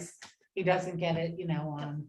Yeah. We have to be October named 1st. additional insured, correct? What's that? We have to be. That's named- what a COI Yeah, is. I Yep, know, yeah, but I yep, just- Yeah, they list us as an additional. Now, you insured. should change it to say that it lists us as a COI doesn't mean, it Oh. just shows that they have insurance. Right. Additional insured. Okay, Naming us as additional. insurance. okay, so we'll amend the motion, provide a certificate of Good insurance, catch, Craig. And additional. Naming the town of Rochester as an additional. naming the insurance. town of Rochester as additional insured, okay.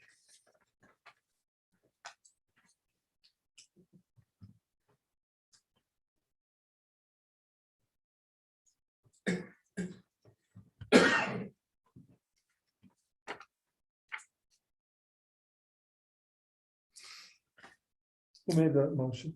Me. You amend it? I amend it. Okay, who was the second? Aaron? I accept. Okay. All in favor? I, Opposed? Abstained. Next, this is renewal of our phone contract for our phone service at Town Hall. Town Board authorizes the town supervisor to renew the contract with Crosspoint Connect Incorporated, 9 Marlins Way, Woodstock, New York, for ESI digital telephone and voicemail at Town Hall for the period of September 15, 2021 through September 15, 2022, at a yearly contract price of $650. I'll make the motion. Do I have a second? A second. How much did it go up or down? It was 5 something last year, so it went up about $100 for the year, about $10 a month, roughly. Which is not really too bad. And that's to allow us to have the phone system with the shared lines and the voicemail system and all that. We get our phone service through Magna 5, which they get it through Verizon, but this is for the phone system that we have in the town. And the rental of the phone? Yes, only some of the phones. Some of the phones for some reason we own, and so I'm guessing some were probably owned previously by the town from the previous contract. Because we don't pay a rental on, we have more phones than we pay a rental on. Okay. But you saw in the packet there that what they charge per phone, it was a Right. fairly nominal charge. Yeah, I didn't know, I didn't look at the numbers. I just looked at the money.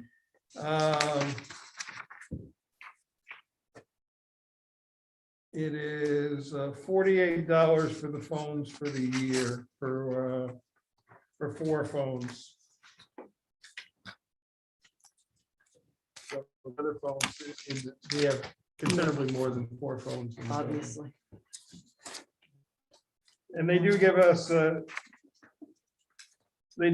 $118 discount on this per year, which is about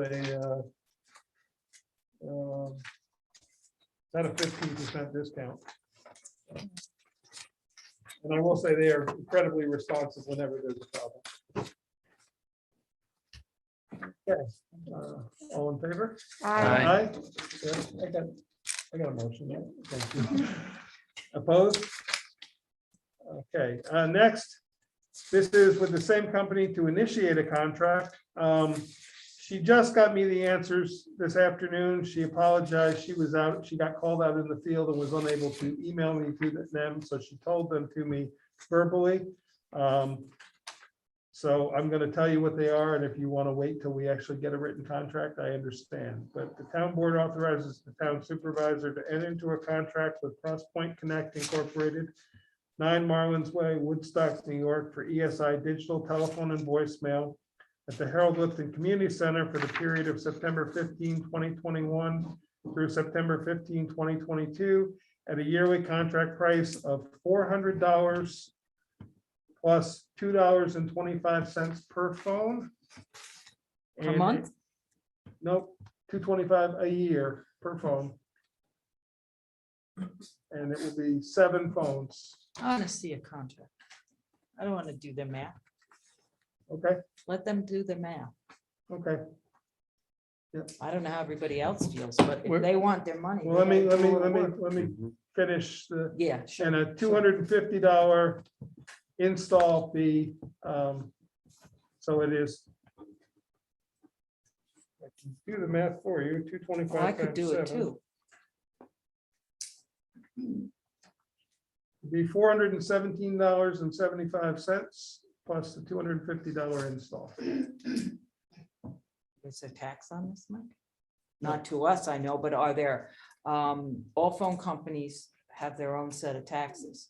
That's for the line itself.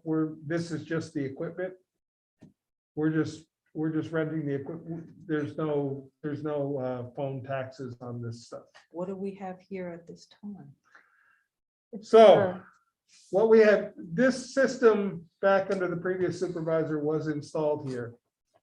The employees back then did not like the functionality of it. They totally stopped using it. It was installed, and quite frankly, the former code enforcement secretary from quite a while back took the phone, and I was here the day she did it. She put it under her desk and said, I'll never use that, because they didn't like that they weren't going to be able to communicate with each other. We can, though, as Kate can tell you, Kate can get a call for the supervisor's office and transfer it directly to us. I'm not quite sure why it wasn't used. Since- Maybe instruction is necessary. Agreed. This was 8 or 10 years ago, if not longer. Since we have done renovations to this building since then, they have to install a couple new phone jacks. They have to run some new lines. That is what the $250 install charge is for that, plus the actual install of the system. There will be 7 phones, 3 in the code enforcement office, 1 in the planning and zoning office, 2 in the recreation office, and 1 in this space for the use of the recreation or whoever. The 1 in this space will mirror the phone line. There will be 3 phone lines as are already existing. This is just for the equipment. Right now, we do not have a voicemail system in this building. They're using Verizon phones that were bought off the shelf at some electronics store. There is no voicemail system, so if somebody wants to leave a message for the code enforcement office, they currently can't. For a while, apparently, we were still paying the bill for this space, and when I got an office in 18, I stopped doing that because we weren't using the system. We've been having some issues with the phones because of no voicemail. The current staff asked, can we do something different? I inquired with this company, how easy would it be to reinstall? She met with me last week, and this is what she came back to me with as the quote. Will this fix the busy signal issue? Yes. Good. Half the time I call Well, a busy signal. actually, the short answer is no. Oh. It will not fix, because if somebody is on the line, Oh, we'll it get a doesn't go busy straight to signal. voicemail? It won't roll the Oh. voicemail, just like the town hall doesn't roll automatically to voicemail. Got it. If you call and the phone is engaged or the line is engaged, you will get a busy signal. Hmm, If we want to change that, that's a significantly greater cost. okay. I thought call waiting was invented in 1990. It seems old. I'm not sure about this system. I can ask her again, but she said it would not roll over automatically to voicemail. Now, maybe call waiting, it may be a different story. That's not a rollover to Could we voicemail. ask her that, and get a quote, and ask her if they would provide some instructions since we had? They will provide instructions. Okay. They will. Yeah, That, everybody got their own individual manual. yeah. Yeah, but I found it very simple. some people learn from reading, some people learn from watching. We also have, They've been through all that. we also They be, set up a lot of voice- every employee here is different than that time frame, Yeah, I know. I know.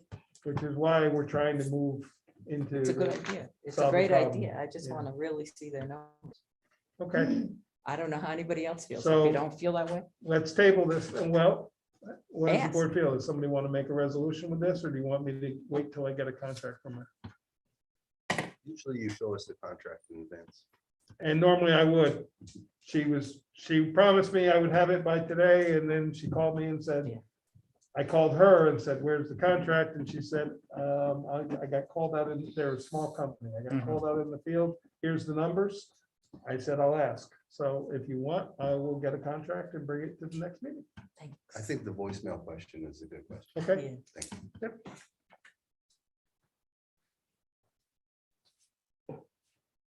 Well, call waiting. Call actually. waiting. Yeah, Yes, whatever is. because the voicemail was asked, because it won't roll over automatically. Thank you. Okay, so we will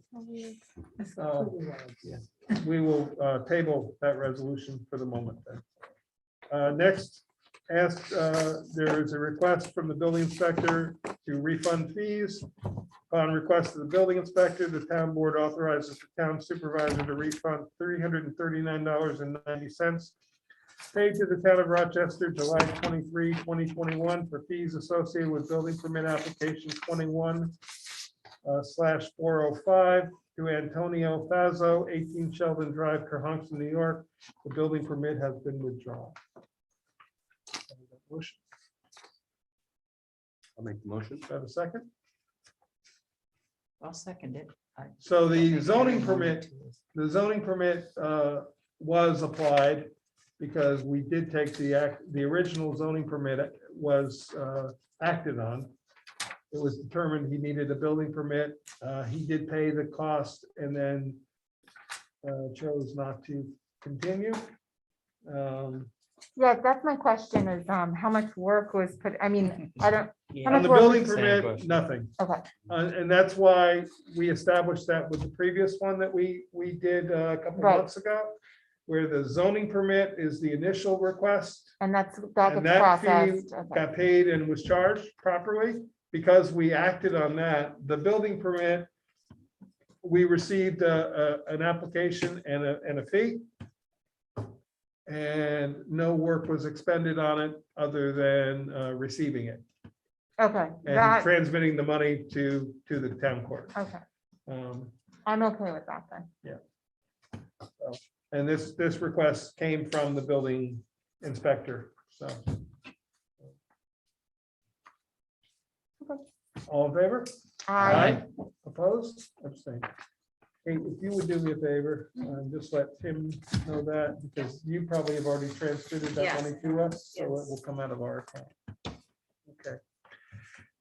Next, the American Rescue Plan funds. The town authorized the supervisor to remit to the general fund the amount of $52,055.29 from the American Rescue Plan for reimbursement for town park playground equipment and mulch. This is to be classified as a public health expenditure, EC1, for recreational purposes. I'll make that motion. Do I have a second? I'll second. B, I did, at your question, I did Yes. clarify that it does qualify under public health because it is a recreational aspect. For the public, we had budgeted last year $50,000 and an additional 5,000 for the mulch that we took out of fund balance. We had purchased the playground equipment, but when the American Rescue Plan funds became available to the town, we decided that this would be a good use for part of it. We still have a considerable amount that we will be figuring out where to spend that. But this way, it will be put back into fund balance that can be used for other options later. Okay. I have a question, and Yes. I'm not sure the answer. Does this amount of money have to go in a liability until we get Mhm. the actual check and then the revenue comes in and is applied to the liability? So the answer to that question is we have received the first tranche, as they call it, the $330-some thousand. Right? We have received that.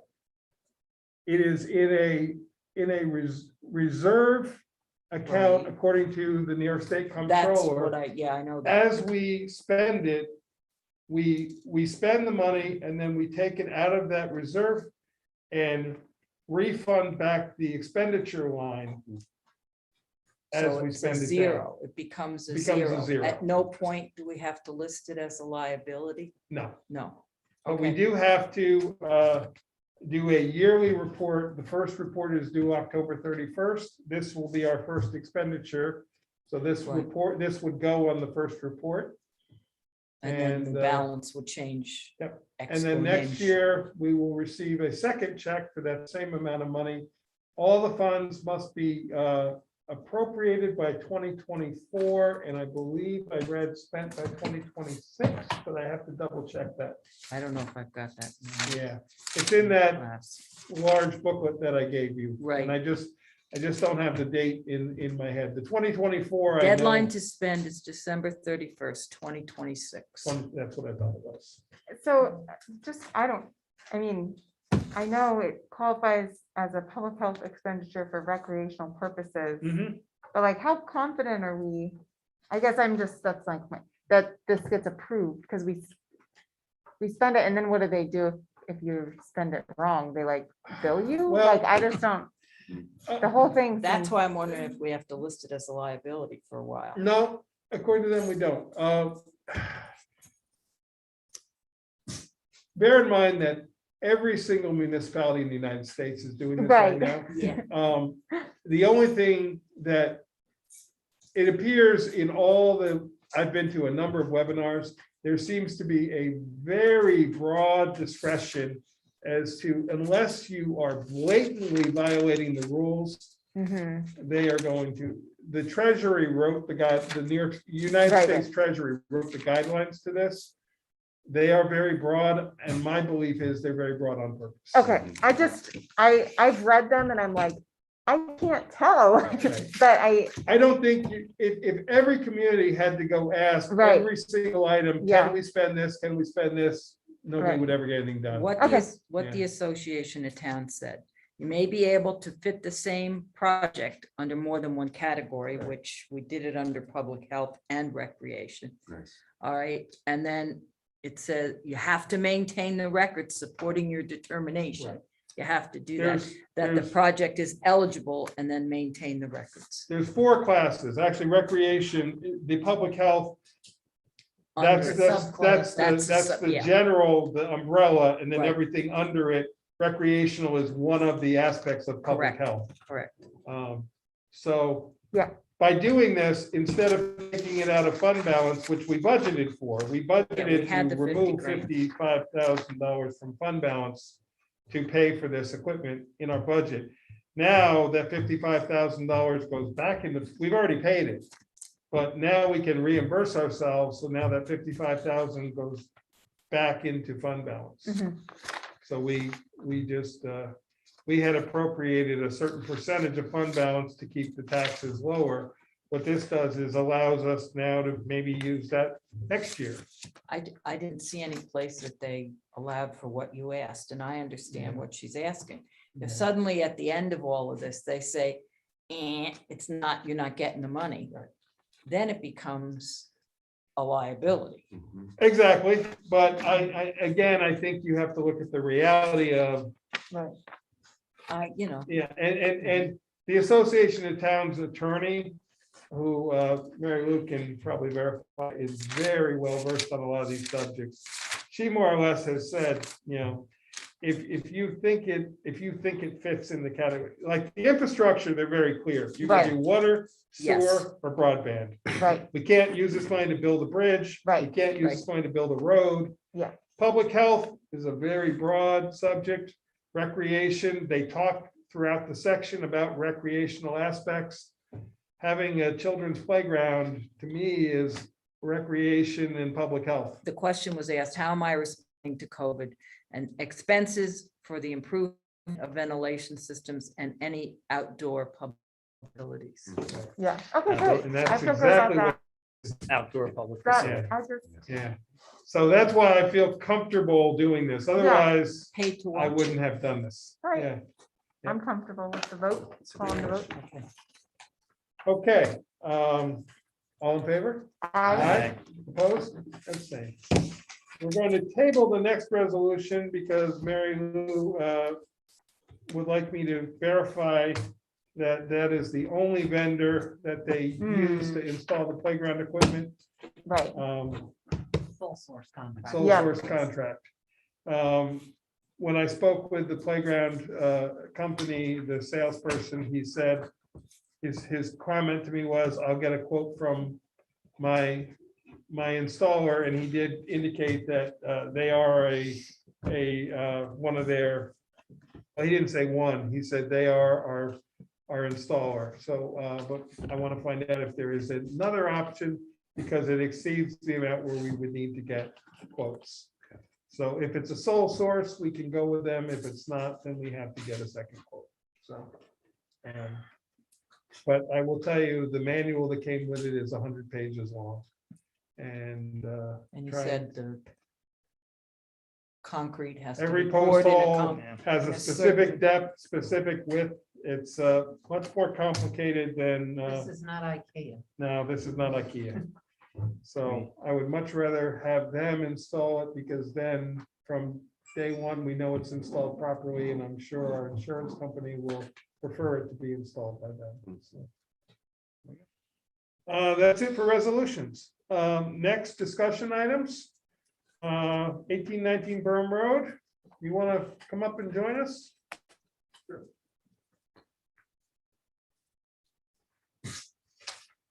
You remember the last meeting? I'm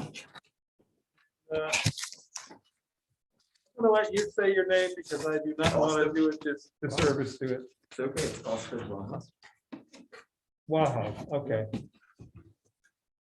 As you remember, he was presenting to change 2 parcels from R2 to AR3.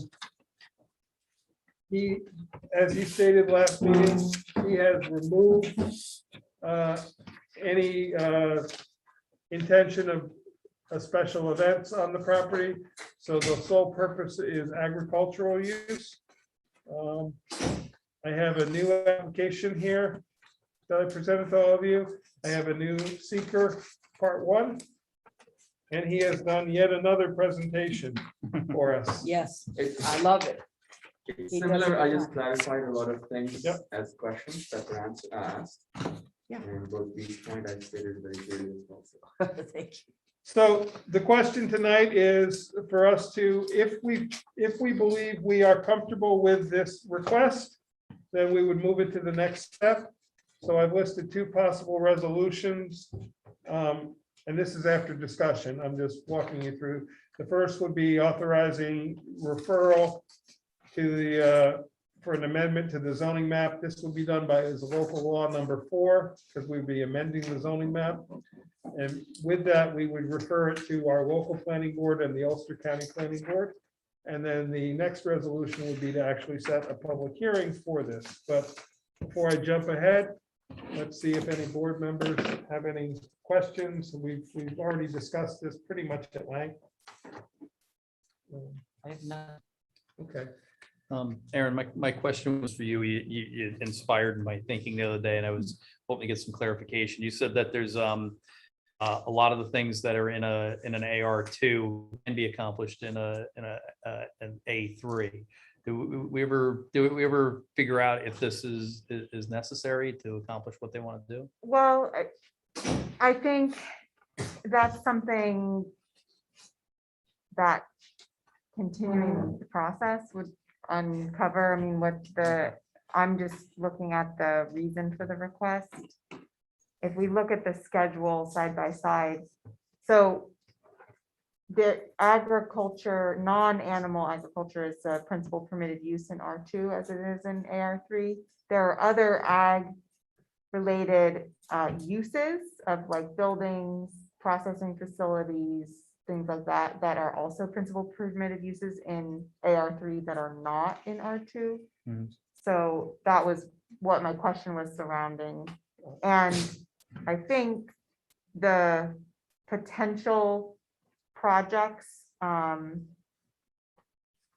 as fleshed out to say, oh, we're gonna need this type of use and that type of use, but a lot of those are not the thing that they've taken off the table, but they're just like support buildings and things like that. Like the greenhouse, nursery type things are, And maybe the stand, the food stand, or Yeah. whatever they needed. Yeah. They took all that away Hmm. to just maintain So, what they were going to in do. AR3, those things are principal permitted uses, and some of them are, I don't have it. in Some of front them me. you have to have a Some of them special you have use to have a permit. special. Some you have to have a use special use permit Yeah. for, but, and if I can build off this in our conversation, one of your goals was to apply in March to become part of this Ulster County Ag District. And the Ulster County, the board that reviews that, and I don't remember their official title right now in my head, but areas that are zoned primarily residential, they tend to shy away from making them into agricultural because of the possible intrusions of an agricultural use. Now, we have a Right to Farm Act in our town, which does state that basically any property is allowed to be used agriculturally, but in furthering the request to be in the county ag district, being an AR3 makes it more favorable for the project or for the property Mhm. than if you're still in a primarily Right. residential. It's kind of- AR3 is agricultural, residential agricultural, and we allow, it's more agricultural based with the residential working in harmony with the agriculture, as opposed to R2, which is more like the areas of town where it's just house after house after house. Well, I have an R2 property that we got included in the ag district, but the ag district is across the street. Yeah. Like it's contiguous, so it's kind of like With the road. The road makes it- zoning, like, they look at it that way. They want the properties to be somehow related to the ag districts too, for the same reason. So like, right now, the river Is goes- what separates is what the ag separates it, district. yeah, from this property. That's So all. it's neighboring, but it's not, Well, yeah, the stream is but there, exactly. Yeah. and that's why the farms are there. Consequently. And a lot of the soil types are the same on both Right. sides of Right. the creek. So it's kind of a natural extension, even though the creek is a divider, Mhm. this is almost a natural The farms extension. would be there because of Yeah, the need for water Right. and. the in big an difference agricultural- is he has removed from his application the more commercial aspects of the agriculture.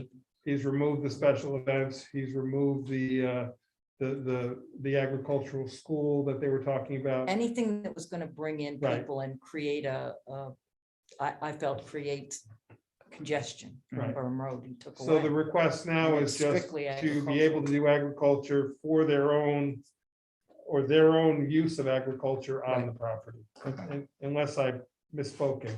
No, you did not. In fact, Yeah. if I may add a comment to Adam. Please.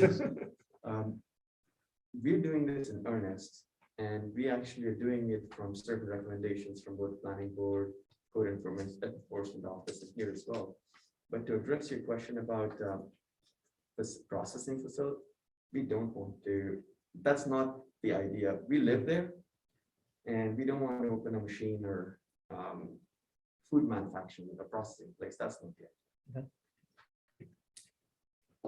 Your greenhouses and things that I believe you're just gonna grow plants for your own use. You're At this correct? point, we want to actually focus on trees that we already have. So whatever it is for our own consumption and on the land.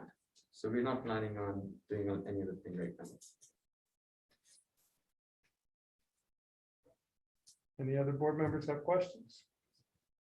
I walked it recently and the amount of pear trees and apples and old grapes are amazing because of how long it's been in farming. And so I like the idea of bringing that history into the modern Berm Road where, like we looked at the other day with the comp plan, all of that agricultural coming across the river can set a precedent for protecting these soils. It's a creek. Well, I think also there's a couple, we can consider requests for rezoning for many reasons, doesn't just have to be that the use schedule. I was curious to hear from that at the last meeting. But part of this is, the request is like, this parcel fits with the AR3 description. That's sort of more what this Okay. application is about. Yeah.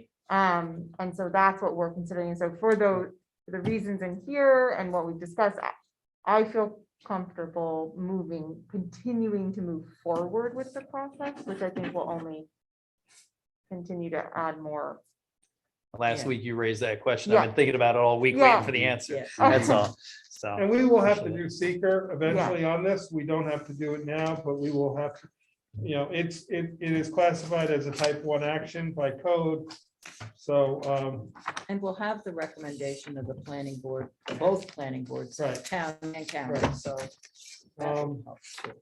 but in this case, both of those boards are advisory. Neither one of them has a permit authority over this. This is strictly, because all the uses that are being proposed are, and this was confirmed by the code enforcement officer, they're all principal permitted uses. So we are by default the lead agency for seeker. We don't have to circulate intent to seek lead agency. So if nobody has any more questions, then we're gonna do the next resolution, referral of change in zoning designation, and this will be local law number 4 of 2021, and you all have a copy of it. Ignore the back page of it. I cut and pasted it from an old local law, and apparently I thought I deleted the next page, and there was still some remnants. that Oh, popped up. yeah, Yeah. I was wondering about that. The matrix. Yeah, Yeah. I can't really figure out why it stayed there, but it did, so just ignore that. And in What what does I, it mean? and in the email that I sent you, there may be some additional pages that didn't delete, but this is the replacement of it. Okay. Everybody be told that by the next. That's We it. Yeah. got it. I couldn't make any semblance of it. It was clearly a zoning map piece, but I don't know what it was from, so. So we're not doing seeker, Not at not at at this the moment. present. So resolution K, the town board authorizes the town supervisor to refer local law 4 of 2021, an amendment to the town of Rochester zoning map, to the town of Rochester planning board, and to the Ulster County Planning Board for comment. I'll make that motion. Second, All in favor? Aye. Opposed? Abstained. I don't know if it's K anymore because we added 3 at the Oh, beginning. that's true. It's no longer K. Yeah, Whatever it'll be. it's K on the agenda. Yeah. Whatever number Kate says it is ultimately. Kate gets to decide next number. L, setting a public hearing, and I just put a placeholder. You can tell me it's our next town board meeting, a regular meeting. The town board, good night, thank you. Thank you. Right, thank you very much. Thank you. Town board sets public hearing for local law 4 of 2021, an amendment to the town of Rochester zoning map to be held on Thursday, October 7th, 2021 at 6:30 p.m. at the Harold Lipton Community Center, 15 Tobacco Road, Accord, New York, 12404, and requesting the town clerk advertise and circulate legal notice. I'll make the motion. Do I have a second? Just so you know, on that date, that's the day after your county planning board meeting, so You Yeah, I likely know. won't have, you'll likely have to keep Likely it not have open. an answer by then. Right, so you'll likely have to keep it Yeah. open. Yeah, Okay. unless I can ask Rob to send it to me, which sometimes I can't. Mhm. Actually, the local planning board probably, well, it depends if they hear it in September or not. Which They may. is, they have a pretty long. Oh, their agenda meeting is not already. till the 13th, It's not so till the 13th. Kate but- sends the referral to them They could do it, tomorrow. yeah. Yeah. Ours could get it Um, done. If You've can, been when there you quite send it late. to them, Kate, It's, if you can send it's an them agenda. this presentation as well as the application and the seeker, Okay, basically that packet of those 4 documents. okay. And I can do the county referral for it, actually. Well, you know what, we can wait on the county referral till I get back. So, Need a second. is that, Oh, I did the first. You had yeah, do I the, have a second? I'll second. Is that date, that's our regular meeting, It's but a I regular don't meeting. anticipate it's gonna be a lengthy public hearing. Okay. All in favor? I, Opposed? Okay, we will see you next, in October October. 7th. October 7th. Thank you very much. Thanks. Of course. Next, I had given this to everybody a couple meetings ago. Went ahead and moved it forward so we did something with it. So local law number 5 of 2021, amendment to chapter 118 solid waste. This was the one that I submitted to you that I was calling the hybrid. What this is a combination of taking our solid waste law and adding in a no littering. I took the no littering section almost directly from the town of Warsing. It had a very good one. There's only one section, if you look at the second to last page, where I wrote 2 options. There's a Warsing version for penalties and there's our existing version for penalties. I wanted feedback from you guys on what you thought. I was wondering, those penalties are existing for solid waste. They're existing for solid waste, correct. That's the existing in chapter 118. The Warsing is a little bit different. Bear in mind that we have no littering signs all over the town of Rochester that say $200 fine, but there never was a local law adopted to back up that $200 fine. So we might want to write the local law as $200 unless They we want to have, get they new have good signs. stuff to Warsing, use from. I was I very can't impressed. imagine why. I was very impressed with their no littering law, and it was very recent, which is Thank why I kind of mixed it in. They do, and I can imagine why. Now that, I wanted some feedback before we moved forward with anything on this. This doesn't need a referral to county or local planning board, No. right? Okay. This is Only just the- zoning does. Yep. This is not zoning.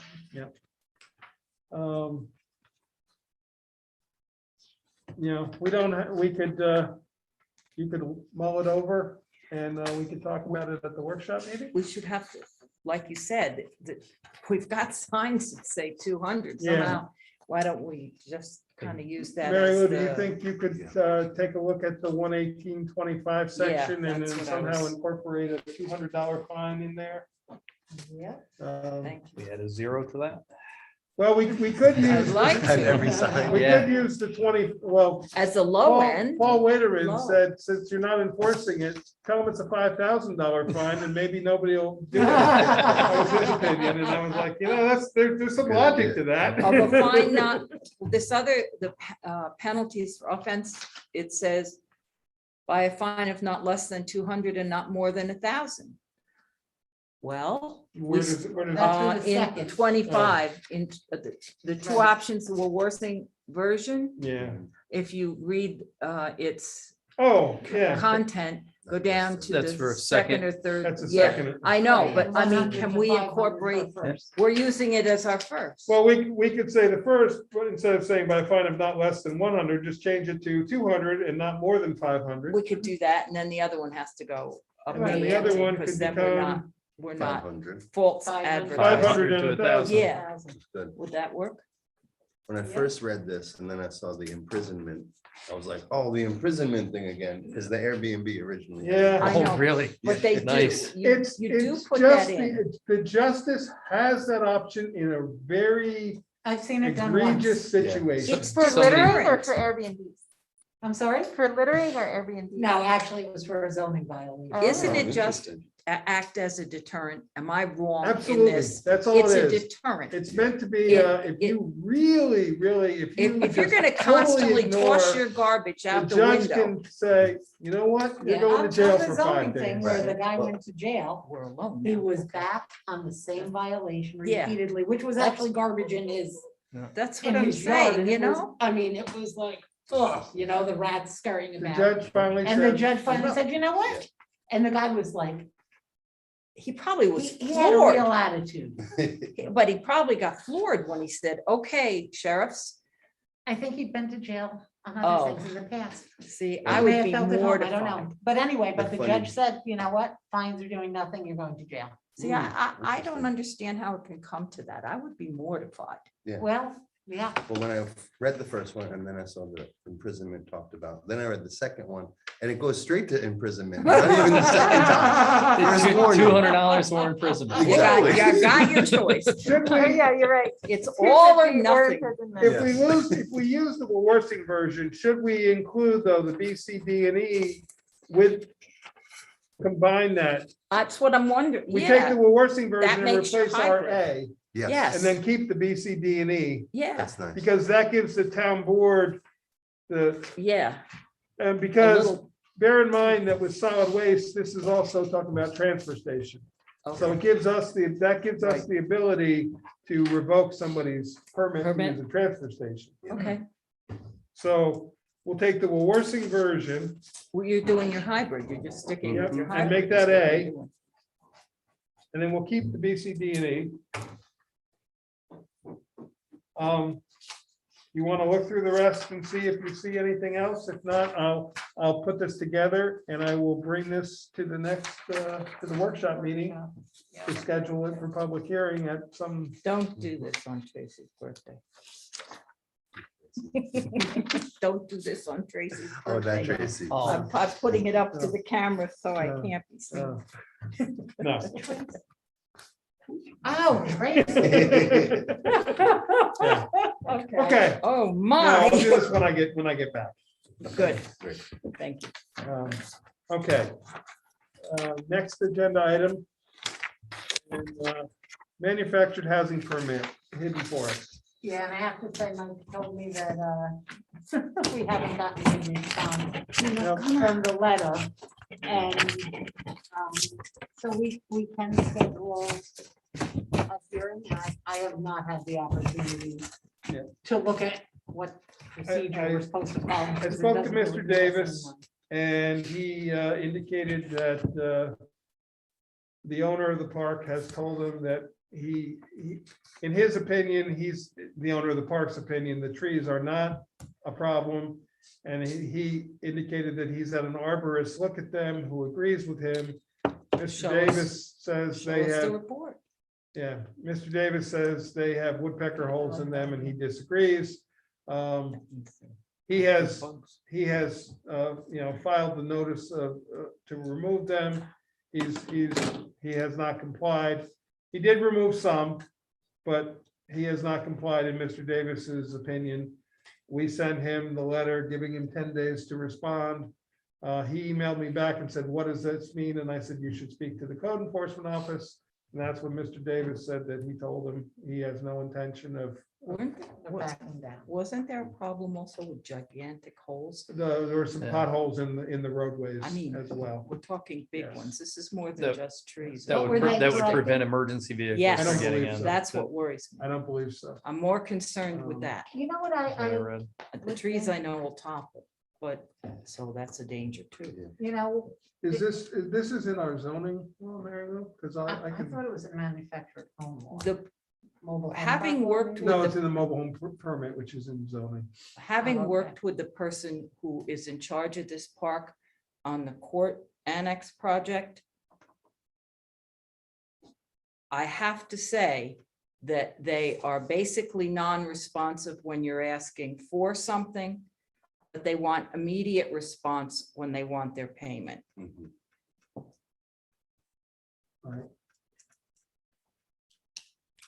It was the same person who was in 140, charge of 24. that contract with us.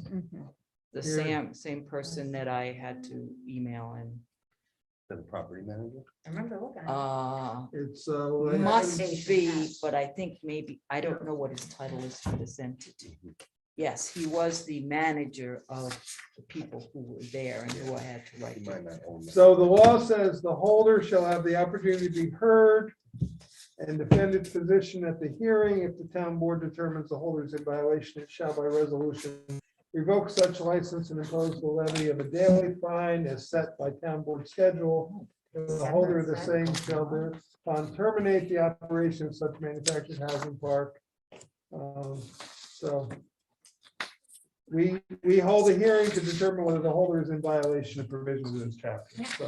So So you can set that up. My first question is, before you set up that hearing, do you have that on any schedule? we do not have a violation for this on any schedule.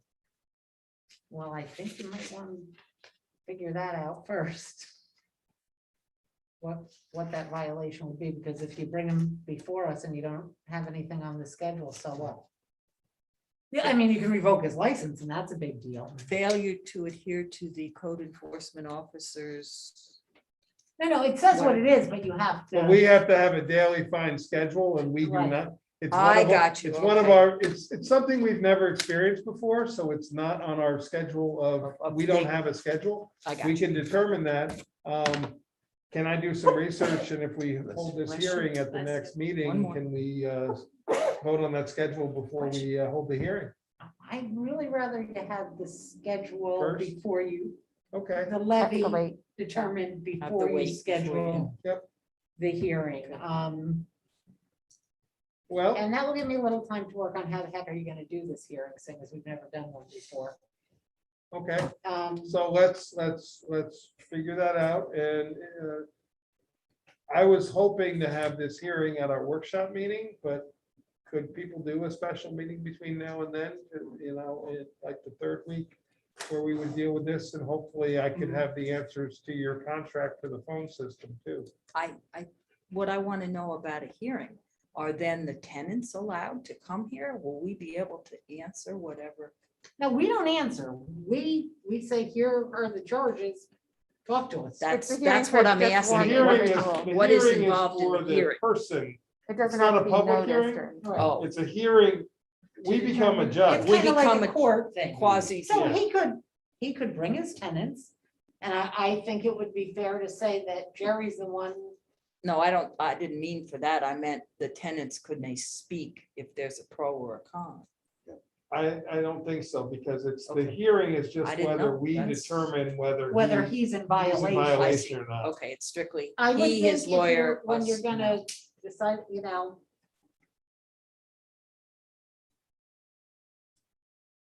I mean, Jerry has Well- indicated to me nothing has changed at all. right, and I'm sure And it that hasn't. says April. So if he says an arborist, he had a very good point. If he says an arborist has done this, then we'd like to see that report. Because maybe we'll just say we're not gonna have a hearing because we agree. with Yeah, it. show us. the Or maybe report. you guys Well- will say, Jerry, we want you to hire an arborist, so we have our own report. But couldn't we have the Who hearing pays? and have him, and tell him to present any evidence he wants to present to us at the hearing? I would prefer Yeah. to do it that way, That's fine.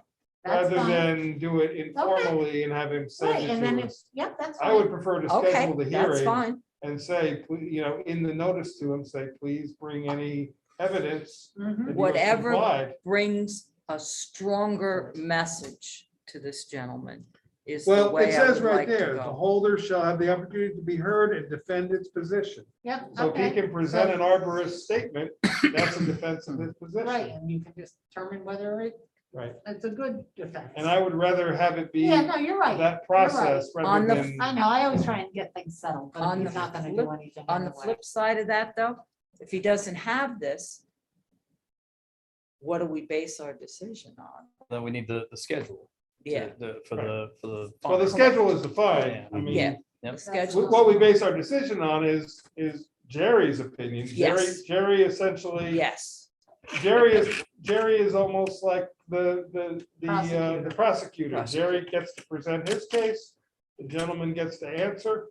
Mhm. And I got it. So, but I'm just Mary Lou's always not wrong. We interested should in the establish the workings schedule before I first. get So- Yeah, mixed. and we should also make sure Jerry's gonna be available that night. okay. Yeah. Because if, you know, we hold a hearing, he can Let's- defend himself, Let's but not we set, need Jerry to, let's not set a hearing tonight then. I will try to find out this information. What I'm gonna try to do is find out what other towns may Yeah. have for fines. I'll do a little research. Sometime between now and the third week, we'll call a special meeting where we'll address this. We can set the schedule. Then if Jerry can make that night, we'll have that hearing at the workshop. If not, all right, but you have to make sure that we give this guy enough notice of the hearing. I mean, if you, What is If enough? you do it in 5 days, three- 5 business days? 10 days, he's gotta be able to prepare his defense. okay. What You is know, fair? and What is fair? to send it certified. so you wanna give Absolutely. them Right. That's exactly. I'd say at I'm- least 15 days. Okay, I'm thinking maybe you do it before one of your budget workshop meetings. or- okay, Or Okay. after, because you're Okay. gonna have a meeting every week in October anyway, right? Right. good point. So. I just didn't want to let it linger too long. I Right, but still may shoot for the special meeting in September, because if we wait to the workshop meeting, and then we're gonna give them 15 or 20 days. Then we're it's into the already end of October. And Jerry's already, Yeah, but I don't think that you Just, yeah. can have a special meeting and then the next week have okay, a hearing. You know, Okay. you've got to give him fair enough. fair notice. So we'll do some research. We'll come up with some answers about fines. So if we send let me understand this, Mary Lou. If we send a certified letter that we're going, it's time. He You have a comes to hearing appear. date set for, Yes, yeah. then he has how many days to respond? You're saying 15? No, then he No. comes that day. Okay, But we have to give him time if he wants Mary to Lou's get a saying, lawyer. there is If no he wants to time frame in get the something law, from the Right. but Mary Lou arborist. was saying out of courtesy, we need to give yes, him. I get Yeah, that. and out of due process. It's, you know, it's. Be here tomorrow at 15 3 days, o'clock, or you're in kangaroo trouble. court. 15 days seems legitimate. to I me. I think so too, yeah. Good So. choice. And we can even do it from 15 Good choice, days of, Kate. of service.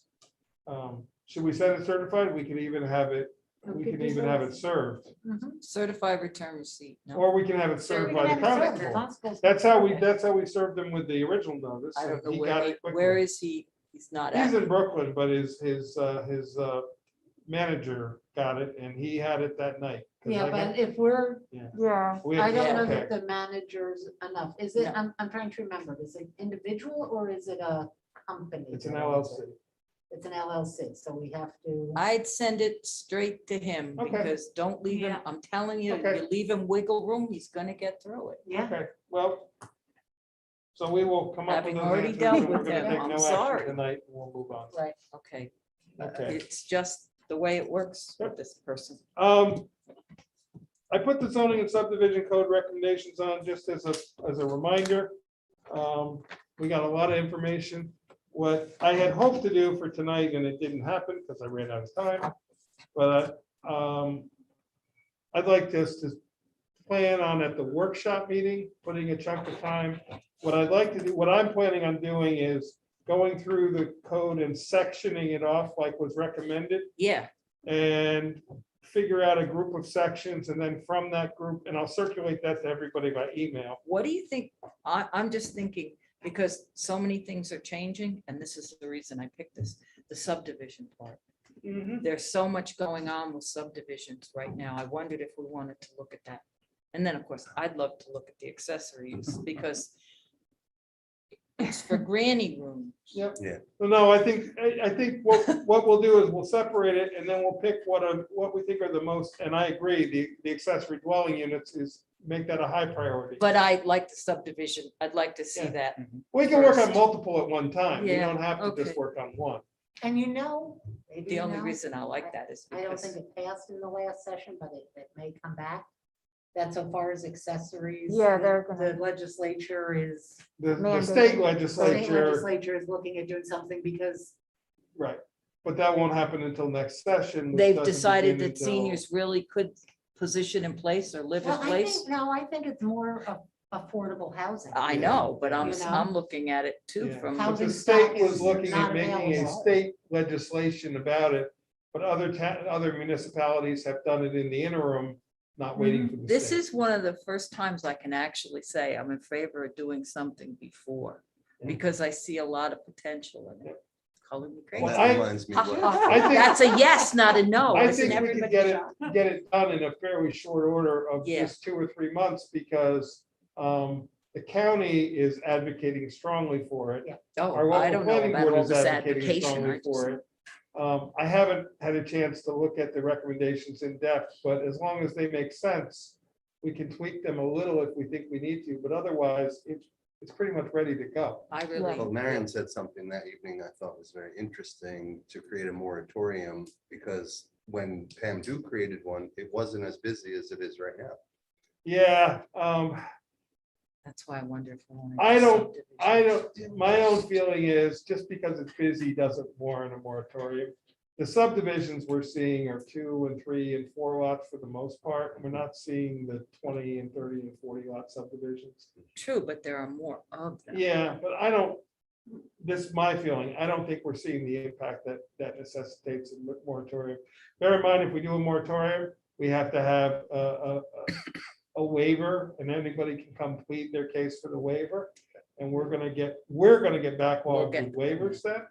We could probably adjudicate the thing faster than we could to put a moratorium on it, Exactly. wade through everything else that's coming Right, and through, there's and a lot then of things, but it's, but we'll put that on high priority too. I Yeah. think that should be the Yeah. first one. I do. And then maybe, I know the accessory uses, I haven't. Well, we can do multiple at the same time too. Accessory Can uses, we? I think, is a pretty quick one. Putting Okay. helicopters on top of the list. They've been fighting. Well, Helicopters. that one is a limiting. I think keeping ag land intact, I would put at the top of the See, list. we which is- each have our thing, But yeah. also the accessory dwelling Yeah. unit. Let's, Well, what But I you- think we want to have that discussion. at let's a make the workshop meeting. list. At the Okay. workshop meeting, we'll sort of We'll prioritize the see how we list. lay out each, And, you each of know, us lay out the we list. each, we can each take the list if we want and number them 1 through 20 or whatever they are. Town of Esopus, just this year alone, they've had 20 local laws because they just picked off piece after piece oh, after they didn't piece. do it all as one. But, Interesting. well, they redid It's their too comp big plan a too, and chunk. actually they just won the State Planning Federation How you award. eat for an their- for elephant, their one comp bite plan. at a time. I think you should take the sections Yes. and the names of them and put them in a hat. Oh, no. No, we all stopped. to You listen. know- Great legal advice, Ray Lou. No, that was good. That was It's in the New interesting. York Yankees batting lineup. Remember one time the Yankees manager did that. We're not allowed to do raffling. Sometimes that's just the way it works. I am So, curious to hear what you think about the moratorium. I think the thing that I like about it is that I think it would, I didn't know about the waiver thing, but I think it would be a motivator to make the process go quickly. I don't think Would it we, help our workers? I don't at think all? the moratorium should be on everything. I think it should only be on one set. Like, it shouldn't be on the whole. If we were to do it, I would advocate for only doing it on like the subdivision or something like that, not like the whole So process. did they look at subdivisions or did they look just at zoning? no, they looked at zoning and Okay. subdivision. There's a whole, There's But every, there's I, 2 books. what, There's the one book for thing that subdivision. I could see as being a benefit would be speeding up the process. I did not know about this waiver thing though, You so. have to allow, if you have a moratorium in place, you have to allow a relief from it. The Mhm. town board gets to decide, people get to come. Right, They and get to they have plead to their have case. Become a causes, judge They don't have to have jury. cause, and we have to agree it's cause, but doing it, I have to tell you. I haven't seen many moratoriums on subdivision as a whole. Mhm. If we were to say moratorium on subdivisions greater than Right. 6 lots or Right. something, Mhm. I might be in favor of that. To say a moratorium on all Right. Right, subdivisions, and if somebody wants to. if somebody Yeah. wants to come to split Yeah, up yeah, a piece to totally. give And to give their it to their son kid. or their Mhm. daughter, Yeah. Or it could prevent somebody from taking advantage of favorable interest rates right now, because they Yeah. can't do what they Yes. want to That's- do. Yes. Yeah. That's You know, true. And I that- don't What were And, you gonna you know, say, in Lynn? my experience, what I've seen with a lot of moratoriums, unless you have a real good reason of it, they get extended. yes. So you do a 6-month moratorium and it turns into a 2-year moratorium. And I will tell you, And yeah. people aren't developing it all within that time. It doesn't help speed the process. I either, I don't does find it? it does. Okay. The If you want county, to do a speedy process, you're going to do a speedy process. the moratorium can always be extended, and that's what happens. I would rather take the subdivision law, and if there's anything we think that we're not really sure about, we just sort of put that to the side for now. As David O'Halloran used to say, we'll put it in the parking lot. When we get the things that we all agree on, or that we think are really pertinent and get those done, we can always circle back to the other stuff. The county views really badly on moratoriums for the exact reason. They're almost always extended. They almost always, it becomes a discussion about the moratorium. And remember, if we do a moratorium, we have to refer it to our planning board. We have to Oh, yeah, it's refer a it to the local county law. planning Right, board. right, It's a local law. That's a 3-month process just to get the moratorium. Mhm. When we could have You used might that be 3 done with months. subdivision by then. Exactly. So unless you wanted to say large subdivisions. Right. That I might be in I favor think, of. and that's an interesting idea that we should discuss at the workshop meeting. Yeah. And then Right, the and thing then that I actually care more about is, having the ZRC take on the burden of doing public information sessions in the way that we talked about, where not that, I think we would make it really clear that any feedback about the work would go to the town board, because the zoning review committee obviously is done with their work. But we worked really hard on that presentation. I think allowing the public to engage with it would be really beneficial for the town board. And so once we set our schedule, I think if we could kind of try to Yeah. line it up a little bit, that I would think be. too, the planning board's feeling right now, they're seeing a lot of subdivisions, but they are seeing mostly small. The largest one I've seen is a 6-lot. Right. And admittedly, there is one 6-lot subdivision that's before them that is a real challenge. And it's taking a long time to work through the process, but it's taking a long time because it should be taking a long time, because it's a very difficult area of Yeah, it's property. very And dynamic. it's pretty much, there's not a lot of options of how to do it. Right. So it's really, But do you and I think- know maybe that feels a little overwhelming to the planning board, but many of the other subdivisions are fairly small and. Are they difficult though? We don't, they must have asked for it for a reason. You were in those meetings, with the Yeah. ZRC. I think I we was had in the a meetings couple too, that so. because Oh, of that's true. geography, Okay. we got a couple at the same time that were tough Right. because of physical restraints on the land. Okay. One, they brought in, what was the Berm subdivision originally? It was 5, and then it went to 3, did it end up as 2? But there was such water and flooding Yeah. problems. So that came in at the same time as the one that was 7 and went down to 6, that has slope restraints and Yeah. things like that. So I think they just got 2 tough ones. I don't think, The other fairly simple geographically, I ones don't know have that moved you're through going in the to regular stop that. time.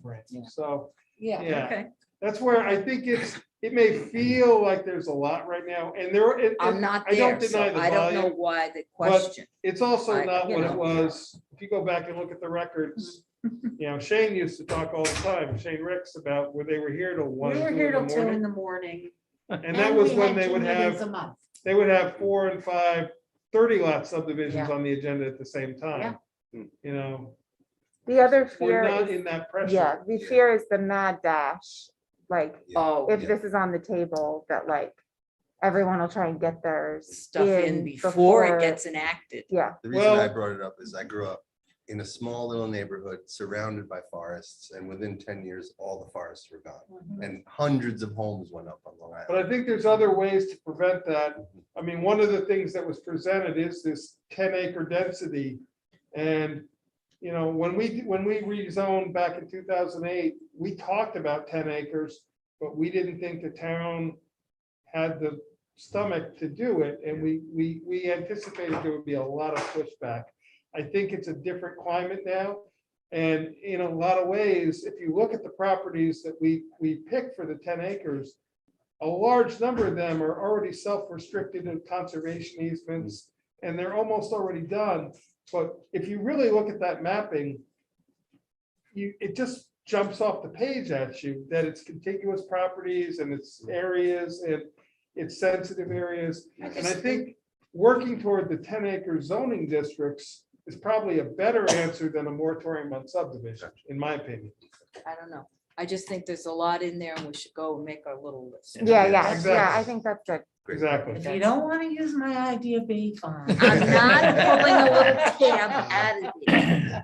But if we each want to do our own, that's fine. I was just offering to take it through and sort of lump it together in groups of what we think go together. I just thought I'd just go through what the table And of then one of contents of the them- tabs or One whatever. of the ones should just be a general cleanup because many Yeah. of the Yes. sections are change this word to Yeah, this. that's gonna yeah, be yeah. the And that's easiest. one, that's easy to do. Yeah. But yeah, Yeah. so anyway, that's, Well, Mike, I like the idea, if you're willing to put in the work to do proposal list? groupings, Next but I Put a think, list, yeah. I think we should all yeah. come prepared to say what we feel strongly And- about, because that, And Because I I'll still admit, think I the looked through subdivisions the is- zoning one. I did not, didn't even open the subdivision book yet. I just haven't had the time to. I looked at the mapping. I was on the committee toward the end when they got more into subdivision. I sort of dropped off and wasn't able to make every meeting. But you know, I have for myself, I think I have a pretty clear understanding Yeah. of some of what. yeah, was and that talked was about. a very, there's just like 2 sections in that. Yeah. It's largely the same exact law, so. I would just like to get that one done. I don't know why. I guess because it came as a separate book. Yeah, Well, and a it's a smaller, separate law. and It would be and a a separate smaller local one. law. Yeah, a smaller one, yeah. Yeah. Great, well, it's very exciting. I didn't say this last week when we did the presentation, because we didn't talk about it, but that has been, being on that committee has been like one of the best parts of being on the town board, and something that I wanted to do was work on those types of things, like when I ran for town board. So I thank you all for selecting me, I and don't know I'm if very my neighbor proud. feels the same. Huh? Oh. I'm just kidding. Yeah, I'm no, just no, kidding. I No. will Yes, s- but will- I just yeah. wanted to say that I'm very proud of the work that we It's a lot of work. delivered. Lot And of I'm work. really looking forward to continuing the process like we did with the short-term rental law, because Right. a lot, and it's very complicated. And again, like we said, like this was a group of people trying to solve problems. And I think it'll only get better as long as we keep focused on it in that way, that like, hey, let's try to like address this stuff. And I thought it was a beautiful presentation, especially was, how it you was fun. incorporated humor Yes. and levity. It's good that way. It keeps And- people and- awake. What did I just see? Adding to that, since somebody the whole reason I'm even here in this seat is because I came to a town board meeting in 2003 and asked a question about zoning. And that sucked me in, and then I worked on the comp plan, and I worked on the first set, and seeing it all come through, admittedly, a lot has changed since 2008 when we did most of that code. It's a whole different world these days. So nobody heard of short-term rentals back in Right. 2008, or if we did, we didn't know what it was called. And, there's new uses, there's new challenges, and zoning is fluid. You're constantly reacting and changing. Sometimes sometimes you're ahead of the curve, sometimes you're behind the curve. But it's, In this case, with the accessory law, I think we're ahead. yeah, the I like outcome that. though of what came out of that committee is really good work. And Yeah. having sat in those meetings, there were some, really good back and forth discussion, sometimes a little more vocal than others, but there was really good discussion, and everybody involved had input. It was not Right. just 1 or 2 people. And it also, like, there were real differences of opinion Yep. and working together. That's good. And we so- found consensus just about every time. Yeah, So it happened the way I had hoped when I put it together. It was very similar to the way we put the first one together, with each board member recommending somebody. And it worked the way I had hoped, and look forward to taking it to the next step. We still have the watershed park on the agenda. Yes, we'll do that next. Is there executive session? There will be, yes. But I hope that you can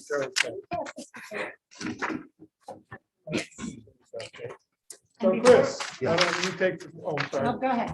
Go ahead. You sure? Yeah, absolutely. I got clarity. I had a conversation with Andrew and the questions we had, I got answers to. I created more of a bulleted list so we see exactly what we're getting. And I took out the narrative components and links to websites. So to answer the question we had, those trees will be insured and he insures them and replaces at no extra cost a year out if they do not survive. That's nice. I like He'll also buy the fencing and install the fencing. It's 6 feet tall, keep the year out. Okay, Sorry, Chris, I had to find it. Is the here. tree purchase price a separate, will that be a separate budget? item? That's part of the 3,800. is the fencing also? Yes, Okay, Nice. because, okay, I just would like to. I got confirmation. And also the soil, he's So- buying soil and amendments. So the 6 forestries are also a part of that 38? Yes. Oh, okay. What do we just pay for trees at the Veterans Park? Like $400 or $500 a tree. Yeah. Yeah, Now, the literally biggest these- value we're getting here are the trees and the map, the last Yep. bullet. And then one educational sign as an example, because we're not sure what the community wants. We figure just the concept of an educational sign would be part of this. I have a question on that. Can he make a sign, an example that can be used on our trail system? So he's not just inventing and then has to reinvent the wheel. We've already got one sign. Great. Right, so we make one that if It's, we, is applicable. at the end result, we can use. You wanna- I Yeah, think that's a great idea. And the nice thing is, when Mike and I started talking to Nexamp, they said they'd pay for most of the signage. They Yeah, said they next pay step, for they'd 8 offer to signs. pay for the sign. do we have that? one? Yes, in an email. And In then an Mike and I email. just have to have a meeting to Let's- firm it up Yeah, I like, you know, in But writing. we do have it in an email conversation between Chris and myself and can, the two next examples. can we incorporate it with this file? So that Sure. we make a file for Yes. this? Can I ask a more of a devil's advocate question? Yes. So what good are the trees if we don't go through with if we don't end up going through with the park project? Because we still own the land and most farmers don't plant nut trees because they're not profitable for them. So it's really, he's suggesting nuts because municipalities have a long-term vision. So Brian Drapkin talked about when we, just making example trees on this land because we own it, we can have it as almost like a showcase of these types of trees, or these are his, Andrew's suggestions and we can change those. Are they But those edible? are edible. That's why he That's- suggested it. Brian had a vision. Brian wanted to have native species of trees. He wanted people to adopt a tree. Yes. And we would have one of each type of tree native in an area where people could go walk and look at them. And his vision was that, Adam, I'm gonna buy a maple tree, and Adam would buy the maple tree and he'd be responsible for that maple Tapping tree. it. Yeah, the That's syrup. right. Yeah, I was thinking the I exact want same the thing. red maple because I like red. But, See? and Yeah, this is stuff kind of like that, you know. a little bit of an offshoot of that vision. I mean, here we're talking about whether we make this into a park or not, adding trees is, in What was my the- opinion, is a good When thing. was the last time planting a tree was a bad thing, I guess is a better way to put it. It just, Yeah. it will replace all of the paper that Mike used. That- There you go.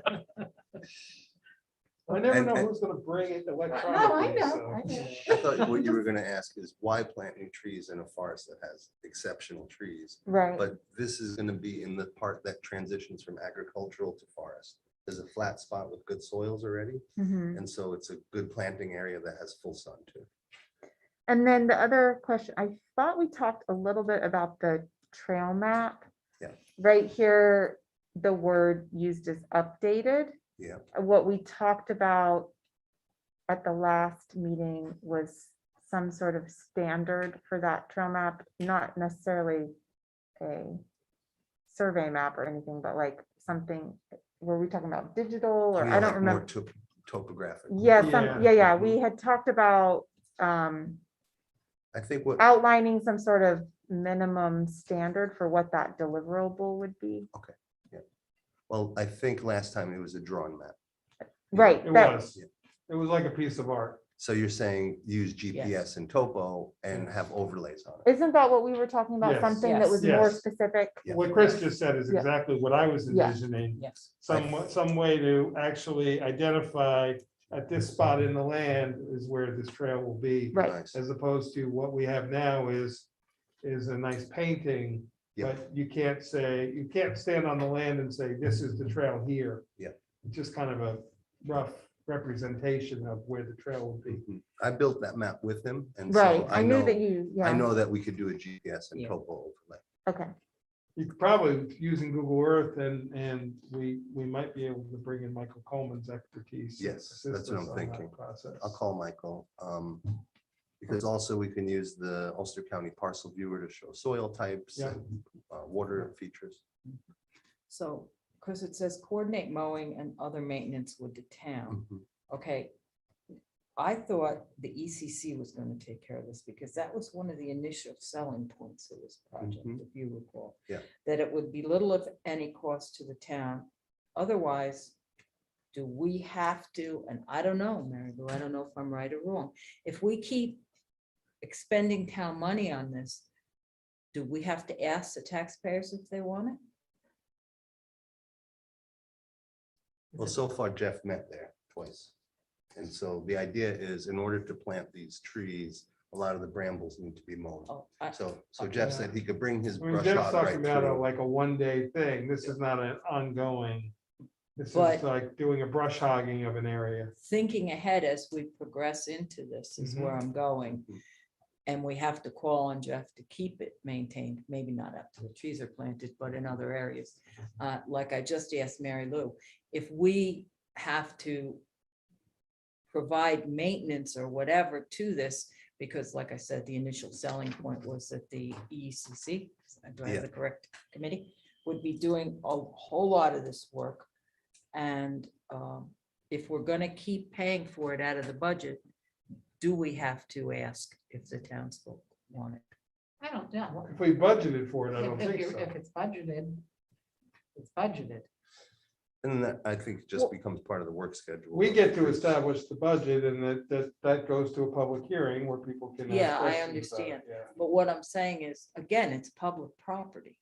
Well, I Yeah, think what I hear you saying, B, is at a certain point, we're gonna have to make a decision about whether this is gonna be a public park or, and Public or, that's what you're getting at, right? yeah. I have to, I have to look ahead to that. And when it says establish walkable and easy to see layout for the inner loop trails, is that what Mr. Faust is going to be doing? We did it already, but now an easy to see layout. It's a little difficult because there are these teeny green markers in the tree. So that'll be a physical, That's a physical, that will be a physical, like at the actual So proposed you'll site of do the trail trail. markings, That's- like put a marking on a tree of, this is like a snowmobile trail or a hiking trail. With where the DEC blazes. Puts those little round discs. and Yeah. this is the We don't trail. have blazes yet, but we have little orange tape, orange and green. probably like the surveyor. Yeah. And when we went through with the ECC a couple months ago, it was difficult to follow it. And so this means when we go there on October 1st with John Messerschmidt and his crew, we're making it look more trail-like. So it's like, oh, there's the next color. We're not putting blazes up yet, but we're making it feel like a natural trail. And he doesn't state a time frame for this project. Starts October 1st. I asked him to put it on phase 2 up here. Okay. All right. And at the end, because he's asking for 2,000 to begin, which I understand because he's getting the trees and everything. We should receive, or I think we should receive, this is me, a written report with the pictures showing the designated trees planted, with a report reflecting expenditures and anything else that was spent. And we should receive all information necessary for the completed project, including the trail map, the example of the educational signs, and maybe a completed inspection of the project site. Nice. If he's asking for a flat fee, Mary Lou, can we ask him for expenditures or not? I mean, like, if we hire a vendor, Yeah, I mean, if it's a, we're not asking them to prove every cost. I'm just asking if we legally can. I don't yeah. know, but. I don't think we can ask the expenditure part. The All right. pictures and all that, absolutely. Because before we pay him the 1,800, we have to have some proof.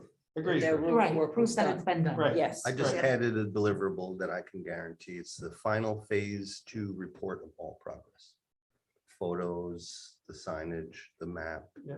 So that That this, we listed out. Report of That not just progress, I think, completion of the components. items, yeah, completion of And I components. think, Chris, With pictures and yada, we yada. should amend this Everything to but the be a very expenditures. clear deliverable of what is expected before the 1,800. That's what I'm trying to do. Right. Yeah. That's exactly what I'm trying to clarify, Yeah. so that he understands, because I misunderstood last time, and I don't want any misunderstandings this time. I'm sorry, but to earn the 1,800, it's not $1 million. Right. But by the same token, he has to tell us what he's done. Mhm. So if you could, and I know we've asked them to redo it Sorry to already, put you but in we could this. have them redo it one more time and put a time frame on there. So beginning October 1st through his expectation of when it's going to be completed. I mean, is he talking the spring? Is he December. talking December? Give Yeah. us some This is idea. of a before the time. end of this year. Okay. So if we Even can with- put all that in there. But we won't know that the trees have survived. No, but the guarantee still exists. Okay. I don't think it needs to go back to Andrew, actually. What do you need? Jessica? Well, I just think the same reason we couldn't vote on the phone thing. It doesn't have to go back to Andrew, but I think we should get it in writing of He what needs to know that what we're we're asking. saying before we vote on it. But I think we're saying we're getting all of these bullet points, and the final phase 2 report will show all of those things were done. Yeah, but without it saying specifically what the deliverables are. Yeah, But I- aren't these the deliverables? I don't feel comfortable us this is the proposal he gave us. Mhm. I don't feel comfortable with us changing his words. Okay. No, he should change his words to Sounds good. understand Yeah. what we want. So then we're changing the period from October 1st to December 31st. Yeah, All right. so just, I A want to revision. work phase 2, just put October 1st to December, whatever timeframe it's Yep. gonna be. We're gonna do GPS and topography on the map, Yep, and we'll have a final bullet of the final phase 2 report and what that includes. and then also the representational example of the educational sign is one that can be utilized. On Which site, can be utilized elsewhere in the town. no, on No, site, On site. just use there. So he's gonna make one sign in a style that we're gonna follow, but make it be a sign that we're actually gonna use in the park, Nice. as opposed to just an example that Generic. we're gonna just Right. get rid of. Yep. Yeah, And like I said, because the representational, I get it, that's gonna be the style that we're gonna mirror for the rest of the signs. Right. But have it be one that we can actually utilize, Sure. whatever you guys pick as that sign. I would put in there then, in design that can be utilized in other areas of town, because I don't want him coming back later saying, that's my work, Mhm. and you've infringed upon my work. by Oh. using it." oh, okay, By In other replicating it, places. I see, like which can be patent and elsewhere in infringement or town. something. Yeah, Right. Yeah. good idea. Thank you. Okay, thanks, everyone. Anything else?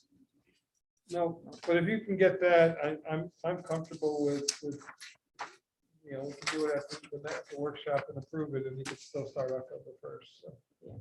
Kenny? Sure. The workshop is the 30th. He could. He could. Yeah, If we without a approve check in it. hand. Yeah. Okay.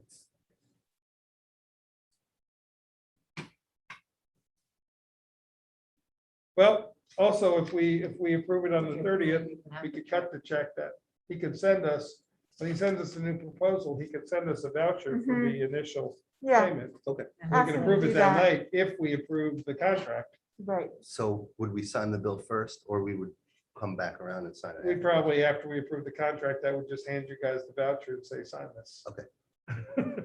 So, And is it called a voucher for him or an invoice? An invoice. We create a voucher from his invoice. Okay, thanks, everyone. And we'll attach the contract to the invoice as the backup Correct. of what it is, so. Okay, All right, before we let Kate go for Yeah. our executive session, I'm gonna need, I know you're going to have some time off. If you could sign the contract tonight, that would be great. I have one, but we should really sign more than one, so everybody gets a signed one. And then we have does exhibits. everybody need an A original? and B. How many originals? I'd like to have signatures do you 3 originals, so if I have one here, if you have one, if somebody else can turn their. need? Kate, well, Kate's gonna get a copy of the signed one, so why don't I take Kate's signed one? You mind? And I have mine and yours, And Mary. mine, and change it to September. Oh, Where it says all There it the- is. September. Say But what? Kate, Oh, yeah. was Yeah. hiding. so we have to put in exhibit C still, which is the resolution. What I'm gonna do is ask you to get me an official resolution. And also the motion that I just handed you after that's typed up, and I will put both of those in. as So we have an C. So exhibit You A. can just email me those things, and then I can get everything over to. You have an exhibit A and a B. The B is on the back side of the A. Yeah. That I wrote all over. You don't want this one. All No, we she need doesn't is a need 'em. signature page. Okay. Well, I need you to give them all back to me. Yep. So I just need 3 signature pages that might I'm sign. gonna give you 3 full contracts. Okay. That works too. What I'm not giving you is 3 signed As and Bs. You can just print those again. Yeah, no, This I don't need those. agreement Okay. made this second day of September. Yeah, I just told them to switch it to Yeah. September. The Yeah, last, yeah. but the last person to sign it puts the date in, Right, not the first person. so we're switched it till September, but we didn't. put We the- change it to the September day. and I am signing. Do I need it? We don't need it notarized, right? Right. Okay. Yeah, on the contract, the last person that signs it puts the date in, It's effective upon. full effective upon both execution. signatures. So, there you go, 3 copies. Thank you. Thank you. Anything else? Okay. Because we're gonna go to executive session, I just wanted to take a moment to recognize some people in our community who passed, because we won't be coming back out on YouTube after the executive session unless we have a resolution. But I would like to just say, the community, while not a town of Rochester resident, lost a very, very dear member of the community, Danielle Kearney Freer, I've learned from her obituary. Always there for whatever the community needed. Full of life, full of spirit, and definitely our thoughts go out to her family, her husband and her son, and all her friends and other family. Tremendous, tremendous loss. I just wanted to say I never met someone who cared about her town as much as Danielle. And the street lights and the festivals that she would have and bringing the community together. It wasn't about hot shots for her. It was No. about making this place a better place. Yep. So we'll miss her. That was the vehicle for it to happen, but that's not the reason it happened. I will be away this weekend. Her services are Saturday. Is it 4 p.m.? You know the time? I believe it was 4 p.m. It's at Honiston. If anyone is able to attend, I would appreciate it. I have a vacation scheduled from tomorrow until Tuesday, so I will be unable to attend. But I have sent my condolences to her husband and son. Also, thank you, Kate. I didn't realize that Charles Logan passed last week. Very valuable member also of our community who along with Gary Miller, has single-handedly taken care of the Palentown Schoolhouse for us for a long, long time. So, and also George Dupuy, Depew. sorry, still the old habit. He served on the planning board a lot of years and he served as town council. Oh, I wasn't aware of council. Thank you. Close relative or Excellent, distant? Oh, really? Okay.